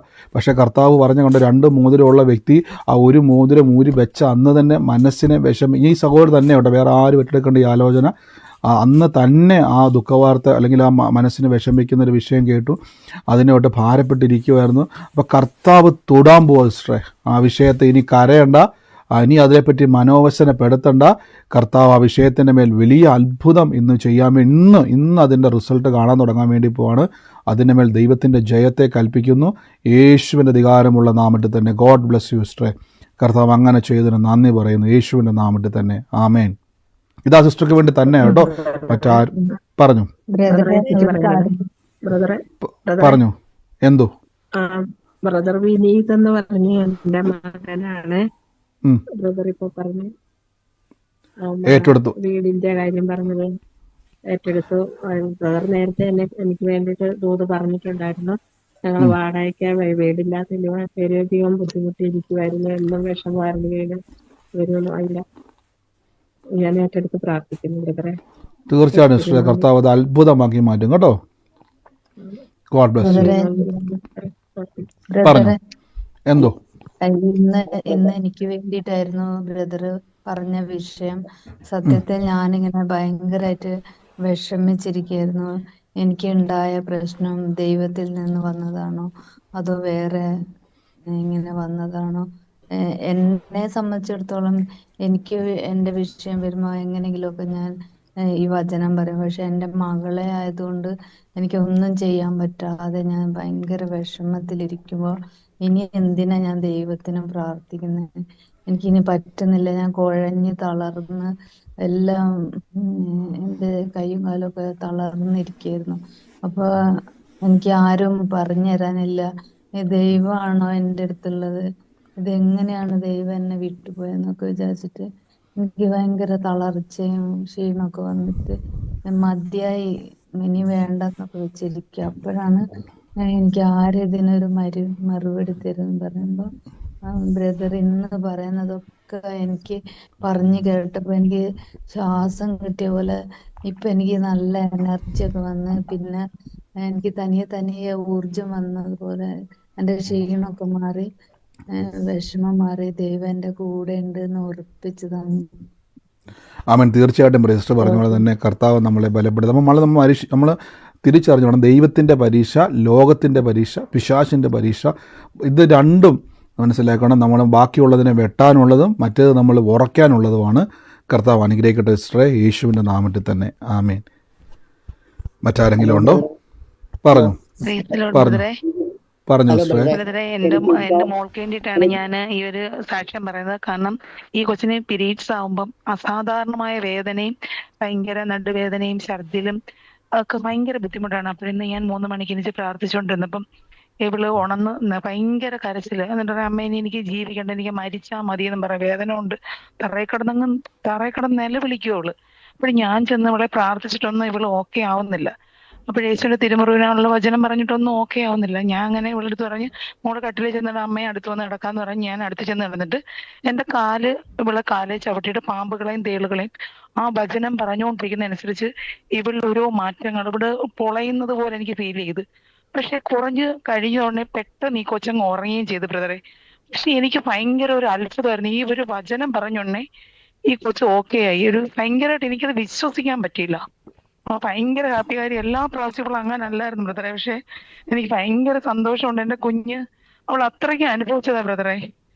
ബ്രദറാണ് ഇതെല്ലാം ഞങ്ങൾക്ക് പറഞ്ഞ് മനസ്സിലാക്കി തന്നത്. എല്ലാം മഹത്വം എൻ്റെ യേശുവിന് സ്തോത്രം. തീർച്ചയായിട്ടും സിസ്റ്റർ, പ്രിയ സിസ്റ്റർ പറഞ്ഞ പോലെ തന്നെ മോളുടെ വിഷമം സിസ്റ്റർ പറഞ്ഞല്ലോ. നമുക്ക് എല്ലാവർക്കും പതിവായിട്ട് സ്ത്രീ സഹോദരിമാർക്ക് വരുന്നതാണെങ്കിൽ പോലും അത് സഹിക്കാൻ കഴിയാത്തതിൻ്റെ എക്സ്ട്രീം ലെവലിൽ എന്ന് പറഞ്ഞ പോലെ മോള് നിലവിളിക്കുമ്പം നമുക്കറിയാം അമ്മമാർക്ക് അത് സഹിക്കാൻ പറ്റുന്നതല്ല. പക്ഷേ പലപ്പോഴും പ്രാർത്ഥിച്ചു നടന്നില്ല. പക്ഷേ ആ വചനം അങ്ങെടുത്ത് വെട്ടിയപ്പോൾ, ഞാൻ വീണ്ടും പറഞ്ഞു, വചനം നമ്മൾ പറയുമ്പോൾ വെട്ടുവാണ്. വചനം വാളുകൊണ്ട് വെട്ടുവാണ്. സിസ്റ്റർ എന്ത് ചെയ്തു? ആ വചനം പറഞ്ഞപ്പം ആ മോൾക്ക് സാധാരണ ഉണ്ടാകുന്നതിൽ മീതെ ഉണ്ടാകുന്ന വേദനയും ഭാരവും കൊണ്ടിരുന്ന പിശാചിൻ്റെ തന്ത്രത്തെ വെട്ടിയിട്ട് സമാധാനത്തോടെ ഇന്ന് അമ്മക്ക് ഉറങ്ങുവാൻ കൃപ അവിടെ വ്യാപരിച്ചു. അപ്പോൾ വചനം വാളാണ്, മറക്കരുതേ. ഇതെപ്പോഴും ഓർത്തോണം. നാളെ ഞാൻ ചോദിക്കും. നമുക്ക് വചനം വാളാണ്. വചനം പറയുമ്പോൾ വെട്ടുവാണ്. നിങ്ങളുടെ വിഷയത്തെ വെട്ടി നിരപ്പാക്കുകയാണ്, വെട്ടി വഴി തുറക്കുവാണ്. കർത്താവ് അത് അനുഗ്രഹിക്കട്ടെ യേശുവിൻ്റെ നാമത്തിൽ. God bless you sister. ഇനിയും അനേകർക്ക് ആശ്വാസവും വിടുതലുമായിട്ട് ആ വചനത്തെ ദൈവം ഉപയോഗിക്കട്ടെ യേശുവിൻ്റെ നാമത്തിൽ തന്നെ. ആമേൻ. ഹലോ ബ്രദറെ, പറഞ്ഞു സിസ്റ്ററെ. ഇപ്പൊ ഞാൻ പ്രാർത്ഥനയ്ക്ക് ഇരിക്കുമ്പോൾ നല്ല നടുവേദന, വളരെ ഇരിക്കാൻ വയ്യാതെ ഇങ്ങനെ ബുദ്ധിമുട്ടിയായിരുന്നത്. ഇപ്പൊ ഇപ്പോഴത്തെ പ്രാർത്ഥന വന്നപ്പോ അത് ഞാനും കൈവച്ച് പ്രാർത്ഥിച്ചു. ബ്രദർ പറയുന്നത് കേട്ട് ഇപ്പൊ എനിക്ക് ആ വേദനയില്ല. പൂർണ്ണമായിട്ട് മാറി. ഇപ്പൊ മാറി. എത്ര നാളുടെ ബുദ്ധിമുട്ടായിരുന്നു സിസ്റ്ററെ? അതിപ്പോ കുറെ നാളായി. ഇന്ന് പക്ഷെ കൂടുതലായിട്ട് എനിക്ക് ഇരിക്കാൻ വയ്യായിരുന്നു. ഇരുന്നിട്ട് ഇരിക്കാൻ വയ്യ, കസേരയിൽ ഞാൻ ഇരിക്കാൻ വയ്യായിരുന്നു. ഇങ്ങനെ ഞെളിവരി കൊണ്ടായിരുന്നത്. ഓ സ്തോത്രം. ഇപ്പൊ ഇല്ല, മാറി. ആമേൻ. പൂർണ്ണ സൗഖ്യമായി. ആമേൻ. കർത്താവെ, തൊട്ടത് പ്രിയ ആൻറ്റി പറഞ്ഞ പോലെ തന്നെ ഞെളിവിരി കൊണ്ടിരിക്കുക, ഇരിക്കാൻ പോലും പറ്റാത്ത ബുദ്ധിമുട്ടിലിരിക്കുമായിരുന്നു. നാളുകളായിട്ടുള്ള വിഷവേദന കൂടുതലായിരുന്നു. കൈ അങ്ങോട്ട് എടുത്ത് വെച്ചിട്ട് കൽപ്പിച്ചു, അവിടെ സൗഖ്യം നടന്നു. കർത്താവെ, വേദന കംപ്ലീറ്റ് ദൈവം സൗഖ്യമാക്കിയതിന് നന്ദി, അത്ഭുതം ചെയ്തതിന് നന്ദി, യേശുവിൻ്റെ അധികാരമുള്ള നാമത്തിൽ തന്നെ. ഗോഡ് ബ്ലസ് യു സിസ്റ്ററെ. കർത്താവ് തൊട്ടതിന് നന്ദി. ആമേൻ. മറ്റാരെങ്കിലും ഉണ്ടോ? ബ്രദർ, ഇന്നലെ ഒരു ദൈവാലോചന പറഞ്ഞില്ലേ ബ്രദർ? രണ്ടെണ്ണം പറഞ്ഞായിരുന്നു. വീട്ടിൽ നിന്ന് പുറത്തിറങ്ങുമ്പോഴത്തേക്ക് ലെഫ്റ്റ് സൈഡ് സ്റ്റെപ്പിൽ നിന്ന് നോക്കുമ്പോ കാണത്തില്ല, ലെഫ്റ്റ് സൈഡിലോട്ട് തിരിയുമ്പോൾ ഇടത് സൈഡിൽ നിൽക്കുന്ന പപ്പായ നിൽക്കുന്ന സ്ഥലം, അത് അവിടെ ആ വീട്ടിലെ തലമുറകളെ ദൈവം തൊടുകയാണ്. അവരുടെ സർട്ടിഫിക്കറ്റ് സംബന്ധമായ വിഷയത്തിന്മേൽ അത്ഭുതം നടക്കുകയാണ്. പിന്നെ വേറെ ഒന്ന് പറഞ്ഞായിരുന്നു, ഗ്രാമപഞ്ചായത്തിൽ പോയിട്ട് അവിടെ നിന്ന് പിന്നെ സർട്ടിഫിക്കറ്റുകള് പിന്നെ ഒരു റബ്ബർ ബാൻഡ് ഇട്ട് പിന്നെ ബാഗിലിട്ട് വന്ന് ബാഗിൽ വെച്ചിരിക്കുന്നത്, അതും എന്റെ വിഷയമാണ് ബ്രദർ. അത് ഞാൻ ഏറ്റെടുക്കുന്നു. ആമേൻ. പ്രിയ സിസ്റ്റർ പറഞ്ഞ പോലെ തന്നെ പഞ്ചായത്തിന് ഇന്നലെ എത്ര പേര് ഇത് കേട്ടായിരുന്നു? ആ റോൾ ചെയ്ത് റബ്ബർ ബാൻഡ് ഇട്ട് വെച്ച് ബാഗിനകത്ത് വെച്ചിരിക്കുന്ന ഒരു വ്യക്തിയെ കർത്താവ് തൊടുന്നു. അപ്പം ഞാൻ ആലോചിക്കുക, കർത്താവ് നമ്മളെ എത്രത്തോളം കാണുന്നു. ഇതൊക്കെ ആരെങ്കിലും ഷെയർ ചെയ്യുന്നതാണോ? നിങ്ങൾ ആരെങ്കിലും പ്രയർ റിക്വസ്റ്റ് പറയുമോ? ബ്രദറെ, ഞാനിന്ന് പഞ്ചായത്തിൽ പോയി പേപ്പർ ചുരുട്ടി വെച്ച് റബ്ബർ ബാൻഡ് ഇട്ട് ബാഗിൽ വെച്ചിരിക്കുന്നു. പക്ഷേ ഇതെല്ലാം കർത്താവ് വെളിപ്പെടുത്തുന്നു. പ്രിയ സിസ്റ്റർ പറഞ്ഞ പോലെ തന്നെ ദൈവം നമ്മളെ കാണുന്നുണ്ട്, നമ്മുടെ വിഷയത്തെ ദൈവം കാണുന്നുണ്ട്. നിങ്ങൾ ദൈവത്തിൻ്റെ കണ്ണിൻ്റെ അകത്താണ് നിൽക്കുന്നത്. നിങ്ങൾ പേടിക്കേണ്ട, ദൈവം കാണിച്ചു തരുവാണ്. നമ്മളിത് കേൾക്കുന്നതോട് ഞാൻ പറയുന്നു, നിങ്ങൾ പുറത്തല്ല കേട്ടോ, ദൈവത്തിൻ്റെ ദൃഷ്ടിക്കകത്താണ് നിങ്ങൾ. അതുകൊണ്ട് നിങ്ങൾ ഭാരപ്പെടരുത്, നിങ്ങൾ വിശ്വസിക്കുക. ഇത് ഒരാൾക്ക് ഇന്ന് സിസ്റ്റർ ആലോചന പറഞ്ഞത് എൻ്റെ കാര്യമാണെന്ന് പറയുമ്പോൾ മറ്റു ആൾക്കാർ, അയ്യോ ബ്രദറെ എന്നെപ്പറ്റി ഒന്നും പറയുന്നില്ലോ. നമ്മൾ ഇത് കേൾക്കുമ്പോൾ വിശ്വസിക്കണം, കർത്താവ് എന്നെ കണ്ടുകൊണ്ടിരിക്കുക കൂട്ടായ്മയിലൂടെ. കർത്താവ് അനുഗ്രഹിക്കട്ടെ സിസ്റ്ററെ. ആ വാഗ്ദത്തങ്ങൾ ദൈവം അത്ഭുതമാക്കി മാറ്റും, സാക്ഷ്യമാക്കി ദൈവം മാറ്റും. ഗോഡ് ബ്ലസ് യു, യേശുവിൻ്റെ നാമത്തിൽ തന്നെ. ആമേൻ. ബ്രദറെ, ഒരു പ്രാർത്ഥന ആവശ്യമുണ്ടായിരുന്നു, പറയാൻ പാടില്ല എന്നറിയാം. പക്ഷെ എൻ്റെ മോന് ഒരു മുഴയുണ്ട് ബാക്കിൽ, നട്ടലിൻ്റെ അവിടെ. കുറേ ആയത്, പക്ഷെ ഇന്ന് നല്ല വേദനയുണ്ട്. അപ്പോൾ തൽക്കാലം ഞാൻ പറഞ്ഞു ഡോക്ടറൊന്നും കാണിക്കണ്ടെന്ന് പറഞ്ഞ്. പക്ഷേ അവൻ്റെ വൈദ്യരോട് പറഞ്ഞിട്ട് പ്രാർത്ഥനയൊക്കെ കേൾക്കലുണ്ട് എൻ്റെ കൂടെ. വൈദ്യരോട് പറഞ്ഞിട്ട് ഒരു മരുന്ന് ചെറിയത് അതിൻ്റെ മേലെ പുരട്ടിയിട്ടുണ്ട്. പക്ഷെ നല്ല വേദനയുണ്ട് കുട്ടി. ബ്രദറെ, അത് ഡോക്ടറെ കാണിക്കണം. ഇന്ന് പ്രാർത്ഥിക്കലുണ്ട് ബ്രദർ, ഒന്ന് പ്രാർത്ഥിക്കുന്നുണ്ട്. സിസ്റ്റർ, ഇന്ന് മുതൽ ഞാനിപ്പോൾ പ്രാർത്ഥിക്കും. കർത്താവ് കൈ വെച്ചിട്ട് പറഞ്ഞു, കർത്താവ് ഈ മുഴ ക്രൂശിൽ വഹിച്ചതാണ്. കർത്താവെ, ഞങ്ങളത് യേശുവിൻ്റെ നാമത്തിൽ ഇന്ന് കൽപ്പിക്കുന്നു. ഞങ്ങൾ ഓൾറെഡി എല്ലാവരും പ്രാർത്ഥിച്ചു കഴിഞ്ഞു. അതുകൊണ്ട് ഞങ്ങളിപ്പോൾ അത് നന്ദി പറയുന്ന മുഴ അപ്രതീക്ഷമായൊരു നന്ദി, ഒരു തരി പോലും വേദനയില്ലാതെ വണ്ണം പ്രിയ കർത്താവെ, ആ മകൻ്റെ മേലെ അത് അപ്രതീക്ഷമായൊരു നന്ദി. ഇനി ഞങ്ങൾ അതിൻ്റെ മേൽ പ്രാർത്ഥിക്കുകയല്ല, ജയമെടുക്കുകയാണ്. ഇന്നു മുതൽ, ഈ നിമിഷം മുതൽ വേദന പോയി, രോഗം പോയി, അതിൻ്റെ പിന്നിൽ എന്താണോ അതിൻ്റെ കാരണം അത് മാറിയിരിക്കുന്നു. പൂർണ്ണ സൗഖ്യത്തിന് നന്ദി. ആമേൻ. യേശുവിൻ്റെ അധികാരമുള്ള നാമത്തിൽ തന്നെ. God bless you sister. മുഴ അവിടെ നിന്ന് മാറിയിരിക്കുന്നു കേട്ടോ. ആമേൻ. മറ്റാരെങ്കിലും ഉണ്ടോ? എന്തോ പറഞ്ഞു? ഇന്ന് റൂമിനകത്ത് ഒരു ചുവന്ന ബൾബുള്ള വീടെന്ന് പറഞ്ഞില്ലേ? പറഞ്ഞു സിസ്റ്റർ. അത് ഞങ്ങളുടെ വീടാണ്. സിസ്റ്ററുടെ വീട്ടിലാണ് ചുമന്ന ലൈറ്റ് ഇട്ടേക്കെന്ന് പറഞ്ഞേ? അതെ. ഓക്കെ, അത് ഏറ്റെടുത്ത ഓട്ടോ. കർത്താവ് ഇന്ന് ആ കുടുംബത്തെ ദൈവം തൊടുവാന്നാണ് പറഞ്ഞത്. കാലങ്ങളായിട്ടുള്ള വിഷയത്തിൻ്റെ മേൽ യേശു ക്രിസ്തു ഇടപെടുവാണ്. വലിയ അത്ഭുതം ദൈവം അവിടെ ചെയ്യുവാണ്. അനുഗ്രഹിച്ചെന്ന് പ്രാർത്ഥിക്കുന്നു, യേശുവിൻ്റെ അധികാരമുള്ള നാമത്തിൽ തന്നെ. ആമേൻ. മറ്റാരെങ്കിലും ഉണ്ടെങ്കിൽ വേഗത്തിൽ പറഞ്ഞാട്ടെ, സാക്ഷിയുള്ളവരെ.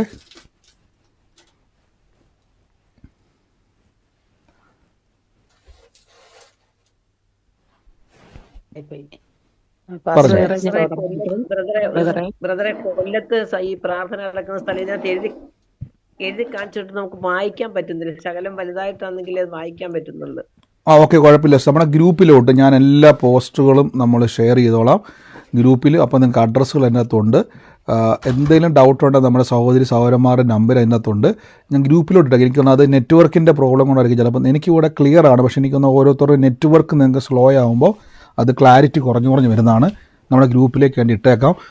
അപ്പോൾ എന്തായാലും നിങ്ങൾ കൊല്ലത്തുമൊക്കെ മീറ്റിങ്ങിന് വരുന്നവർ കോട്ടയത്ത്, കൊല്ലത്ത്, എറണാകുളം നിങ്ങൾ കർത്താവിൻ്റെ നാമത്തിൽ എന്ത് ചെയ്യുക, അനേകരോട് പറയണം. ഇന്ന് മുതൽ പോയി ഓടി നടന്ന രോഗികൾക്ക് വേണ്ടിയൊക്കെ പ്രാർത്ഥിച്ചോണം. അവരെല്ലാം കൂട്ടിക്കൊണ്ട് വരണം. അവരോട് പറയണം, ഇത് മതം മാറ്റുമല്ല, യേശുവിൻ്റെ സത്യസുവിശേഷം അറിയിക്കാൻ എനിക്ക് ഭാഗ്യം കിട്ടി. അത് വലിയ ഭാഗ്യമായിട്ട് ഞാൻ കരുതുന്നു. അത് ഞാൻ നിങ്ങൾക്ക് തരുവാണ്. ഇതെനിക്ക് സൗജന്യമായിട്ട് കിട്ടിയതാണ്, ഞാൻ സൗജന്യമായിട്ട് തരുവാണ് എന്ന് പറഞ്ഞ് പ്രാർത്ഥിച്ചോണം. കർത്താവ് അവരെ തോടും കേട്ടോ. ഞാൻ തൽക്കാലത്തേക്ക് സാക്ഷി ഒന്ന് പറഞ്ഞു. ബ്രദറെ, ബ്രദർ ഇപ്പൊ പറഞ്ഞായിരുന്നു, വീടിന്റെ മുറിക്കകത്തിങ്ങനെ ഒരു ഗ്ലോബ് പോലത്തെ, അതായത് ഗ്ലാസിന്റെ ഒരു സാധനം ഈ ഭിത്തിയുടെ ഒരു കോർണർ സ്റ്റാൻഡിൽ വെച്ചിരിക്കുന്നതായിട്ട്, ഇങ്ങനെ കോർണറിൽ ഒരു സ്റ്റാൻഡ് വെച്ചിരിക്കുന്ന വീട്. അവിടുത്തെ ഒരാളുടെ പേര് എമ്മിൽ തുടങ്ങും. എൻ്റെ മകളുടെ പേര് എമ്മിലാ തുടങ്ങുന്നത്. എൻ്റെ വീട്ടിൽ ഇതുപോലെ ഗ്ലാസിന്റെ ഒരു ഗ്ലോബ് പോലത്തെ ഒരു, അതിനകത്തൊരു ഈ ഒരു പ്രതിമ പോലുണ്ട്. രണ്ടെണ്ണം അങ്ങനെ ഇരിപ്പുണ്ട് അവിടെ. 2 എണ്ണം ഇരിപ്പുണ്ട്. കർത്താവിന് തൊടുവാകട്ടെ. ദൈവം എത്രത്തോളം, ഞാൻ വീണ്ടും വീണ്ടും പറഞ്ഞു, ദൈവം നമ്മൾ എത്രത്തോളം കാണുന്നു. കാരണം ദൈവാത്മാവ് ആ കാര്യം, ആ ഡോള് പോലത്തെ സംഭവം വെളിപ്പെടുത്തുകയും എമ്മിൽ തുടങ്ങുന്ന, നമ്മളുടെ പേരെന്നായിരുന്നു സിസ്റ്ററെ? മീര എന്ന പേരല്ലേ? കർത്താവ് എത്ര പേര് ആലോചന കേട്ടവരുണ്ട്, ദൈവിക ആലോചന കേട്ടവര്? ആമേൻ, ആമേൻ, ആമേൻ. കർത്താവ് ഇന്നത് എത്രത്തോളം നമ്മുടെ ജീവിതത്തെ കർത്താവ് അത് കാണുന്നു എന്ന് ഓർത്തോണം. ദൈവത്തിൻ്റെ വലിയ പ്രവൃത്തി എന്ന് വെളിപ്പെടുക. ആ മകളെ ദൈവം തൊടുക കേട്ടോ. ദൈവാത്മാവ് നമ്മളെ ഓരോ കാര്യങ്ങൾ വെളിപ്പെടുത്തുമ്പോൾ ഞാൻ ഇവിടെ പറയാറില്ലേ, അപ്പോൾ നിങ്ങൾ എന്തൊക്കെയും ബ്രദറെ അത് ദൈവം കാണിക്കുന്ന, അപ്പം ഞാൻ പറഞ്ഞില്ലേ, ഞാൻ കേൾക്കുന്നതിൻ്റെ ഒരു പരിമിതി കൊണ്ടായിരിക്കും ചിലപ്പം കുറച്ചും കൂടെ ദൈവം നന്നായിട്ട് സംസാരിക്കുന്നുണ്ടെങ്കിലും ഞാൻ കേൾക്കുക, അത് ഓരോ ദിവസവും നമ്മളിത് കേൾക്കും തോറും അത് വർദ്ധിച്ചുകൊണ്ടിരിക്കുകയാണ്. കർത്താവ് അത് തൊടും കേട്ടോ സിസ്റ്ററെ. ദൈവം അത് ആ വ്യക്തിയെ ദൈവം തൊടും, ദൈവം ആ കുടുംബത്തെ ഇന്ന് തൊടുവാണ്. നിങ്ങളിത് ഈ ആലോചന കേൾക്കുമ്പോൾ തന്നെ ആ വിഷയത്തിൻ്റെ മേൽ ജയം നടന്നുകൊണ്ടിരിക്കുക. ആമേൻ. കർത്താവ് അനുഗ്രഹിക്കട്ടെ. ഞാൻ തൽക്കാലത്തേക്ക് നമ്മുടെ പ്രാർത്ഥന ഒന്ന് സ്റ്റോപ്പ് ചെയ്യുകയാണ്. ഞാൻ കർത്താവിൻ്റെ വേലയിൽ വിതച്ചവരെ ഒന്ന് ബ്ലെസ് ചെയ്ത് പ്രാർത്ഥിക്കണം. എനിക്കത് പ്രാർത്ഥിക്കാൻ ഇടയ്ക്ക് വിട്ടുപോയി. നിങ്ങളെ ഞാൻ അനുഗ്രഹിച്ചു പ്രാർത്ഥിക്കുന്നു. ഇന്ന് സുവിശേഷ വേലയ്ക്ക് വേണ്ടി വിതയ്ക്കുവാൻ ഭാഗ്യം ലഭിച്ചവരാണ് നിങ്ങൾ ഞാനും. കർത്താവിൻ്റെ വയലിൽ വിതയ്ക്കുവാൻ നമുക്ക് വിത്ത് ലഭിച്ചു, നന്മ കിട്ടി. ആ നന്മ ചിലപ്പോൾ നിങ്ങളുടെ ഞെരുക്കത്തിൻ്റെ അകത്തുനിന്ന് വിതച്ചവരായിരിക്കാം, ഇല്ലായ്മയിൽ വിതച്ചവരായിരിക്കാം. പക്ഷേ വിതച്ചു എന്ന ഒറ്റ കാരണത്താൽ കൊയ്യുവാനും കളപ്പുരകൾ നിറയ്ക്കുവാനും ഭാഗ്യം ലഭിച്ചവരാണ് നിങ്ങൾ. എല്ലാം കിട്ടിയിട്ട് വിതയ്ക്കാൻ നിൽക്കുന്ന ഒത്തിരി പേരുണ്ട്, അവരിപ്പോഴും വിതച്ചിട്ടില്ല. പലരും പറയുന്നു, ബ്രദറെ ലോട്ടറി അടിച്ചിട്ട് വിതയ്ക്കാം, ദൈവം നന്മ തന്നാൽ ഞാൻ വിതയ്ക്കാം. അങ്ങനെ ഇരിക്കുന്നവൻ ഒരിക്കലും കൊയ്യാൻ കഴിയത്തില്ല. അവിടെ ഇന്ന് ഞെരുക്കത്തിലും ശൂന്യതയിലും വിതച്ചവരെ ഓർത്ത് ഞാൻ നന്ദി പറയുന്നു. നിങ്ങളുടെ ചെറുതോ വലുതോ എന്നുള്ളതല്ല, നിങ്ങളുടെ വിത വീണത് ദൈവത്തിൻ്റെ നിലത്താണ്. 100 മേനി കൊയ്യും. കർത്താവ് ഇന്ന് ജോലിയിലായിക്കോട്ടെ, ബിസിനസ്സിലായിക്കോട്ടെ, ഒറ്റ പൈസ പാഴായി പോകത്തില്ലപ്പാ, ഒരു പൈസ. നിന്റെ അധ്വാനം നീ തന്നെ ഭക്ഷിക്കും, നീ ഭാഗ്യവാൻ എന്ന വചനത്താൽ അനുഗ്രഹിക്കുന്നു. നന്മ നിറയട്ടെ, ഉയർച്ച തന്നെ പ്രാപിക്കത്തുള്ളൂ. അനുഗ്രഹം നിങ്ങളുടെ പുറകെ വരും. യേശുവിൻ്റെ നാമത്തിൽ പ്രാർത്ഥിക്കുന്നപ്പാ. ഓരോരുത്തരെയും ഇന്ന് ബ്ലസ് ചെയ്യുന്നു. ലൈവിൽ കാണുന്നവരെ അനുഗ്രഹിക്കുന്നു, യൂട്യൂബിൽ കാണുന്നവരെ അനുഗ്രഹിക്കുന്നു. നിങ്ങൾ അനേകർക്ക് ഇത് ഷെയർ ചെയ്ത് കൊടുക്കുക. ഷെയർ ചെയ്യണം എന്നുള്ളതൊന്നും നിർബന്ധമൊന്നുമല്ല, പക്ഷെ കൊടുത്താൽ അവരുടെ തകർന്ന അവസ്ഥയെ ദൈവം പണിതെടുക്കുമ്പോൾ അതിൻ്റെ പ്രതിഫലം നിങ്ങൾക്ക് ലഭിക്കും. ഒരാളുടെ യേശുവിനെ കൊടുക്കാൻ കിട്ടുന്ന അവസരമാണ് ഈ ഒരു സോഷ്യൽ മീഡിയ കാലഘട്ടത്തിൽ. ഇതാണ് സുവിശേഷം കൊടുക്കാൻ പറ്റുന്ന നമുക്കൊരു മുഖാന്തരം. കൊടുക്കുക, അനേകരെ യേശുവിലേക്ക് നേടുക, അതിൻ്റെ പ്രതിഫലം കർത്താവിൽ നിന്ന് വാങ്ങുക. God bless you. കർത്താവ് നിങ്ങളെ അനുഗ്രഹിക്കുന്നതിനായി നന്ദി പറയുന്നു. നമുക്ക് ഒരുമിച്ച് വിശ്വാസ പ്രഖ്യാപനങ്ങളെ ഏറ്റുപറഞ്ഞ് പ്രാർത്ഥിക്കുക. എല്ലാവരും മൈക്കുകളെ മ്യൂട്ട് ചെയ്ത് നിങ്ങളായിരിക്കുന്ന സ്ഥലത്തിരുന്നുകൊണ്ട് കർത്താവെ എനിക്ക് തന്നതിനായി നന്ദി പറഞ്ഞുകൊണ്ട് കർത്താവിനെ സ്തുതിച്ചാട്ടെ. ലഭിച്ചു എന്ന് വിശ്വസിപ്പിൻ, എന്നാൽ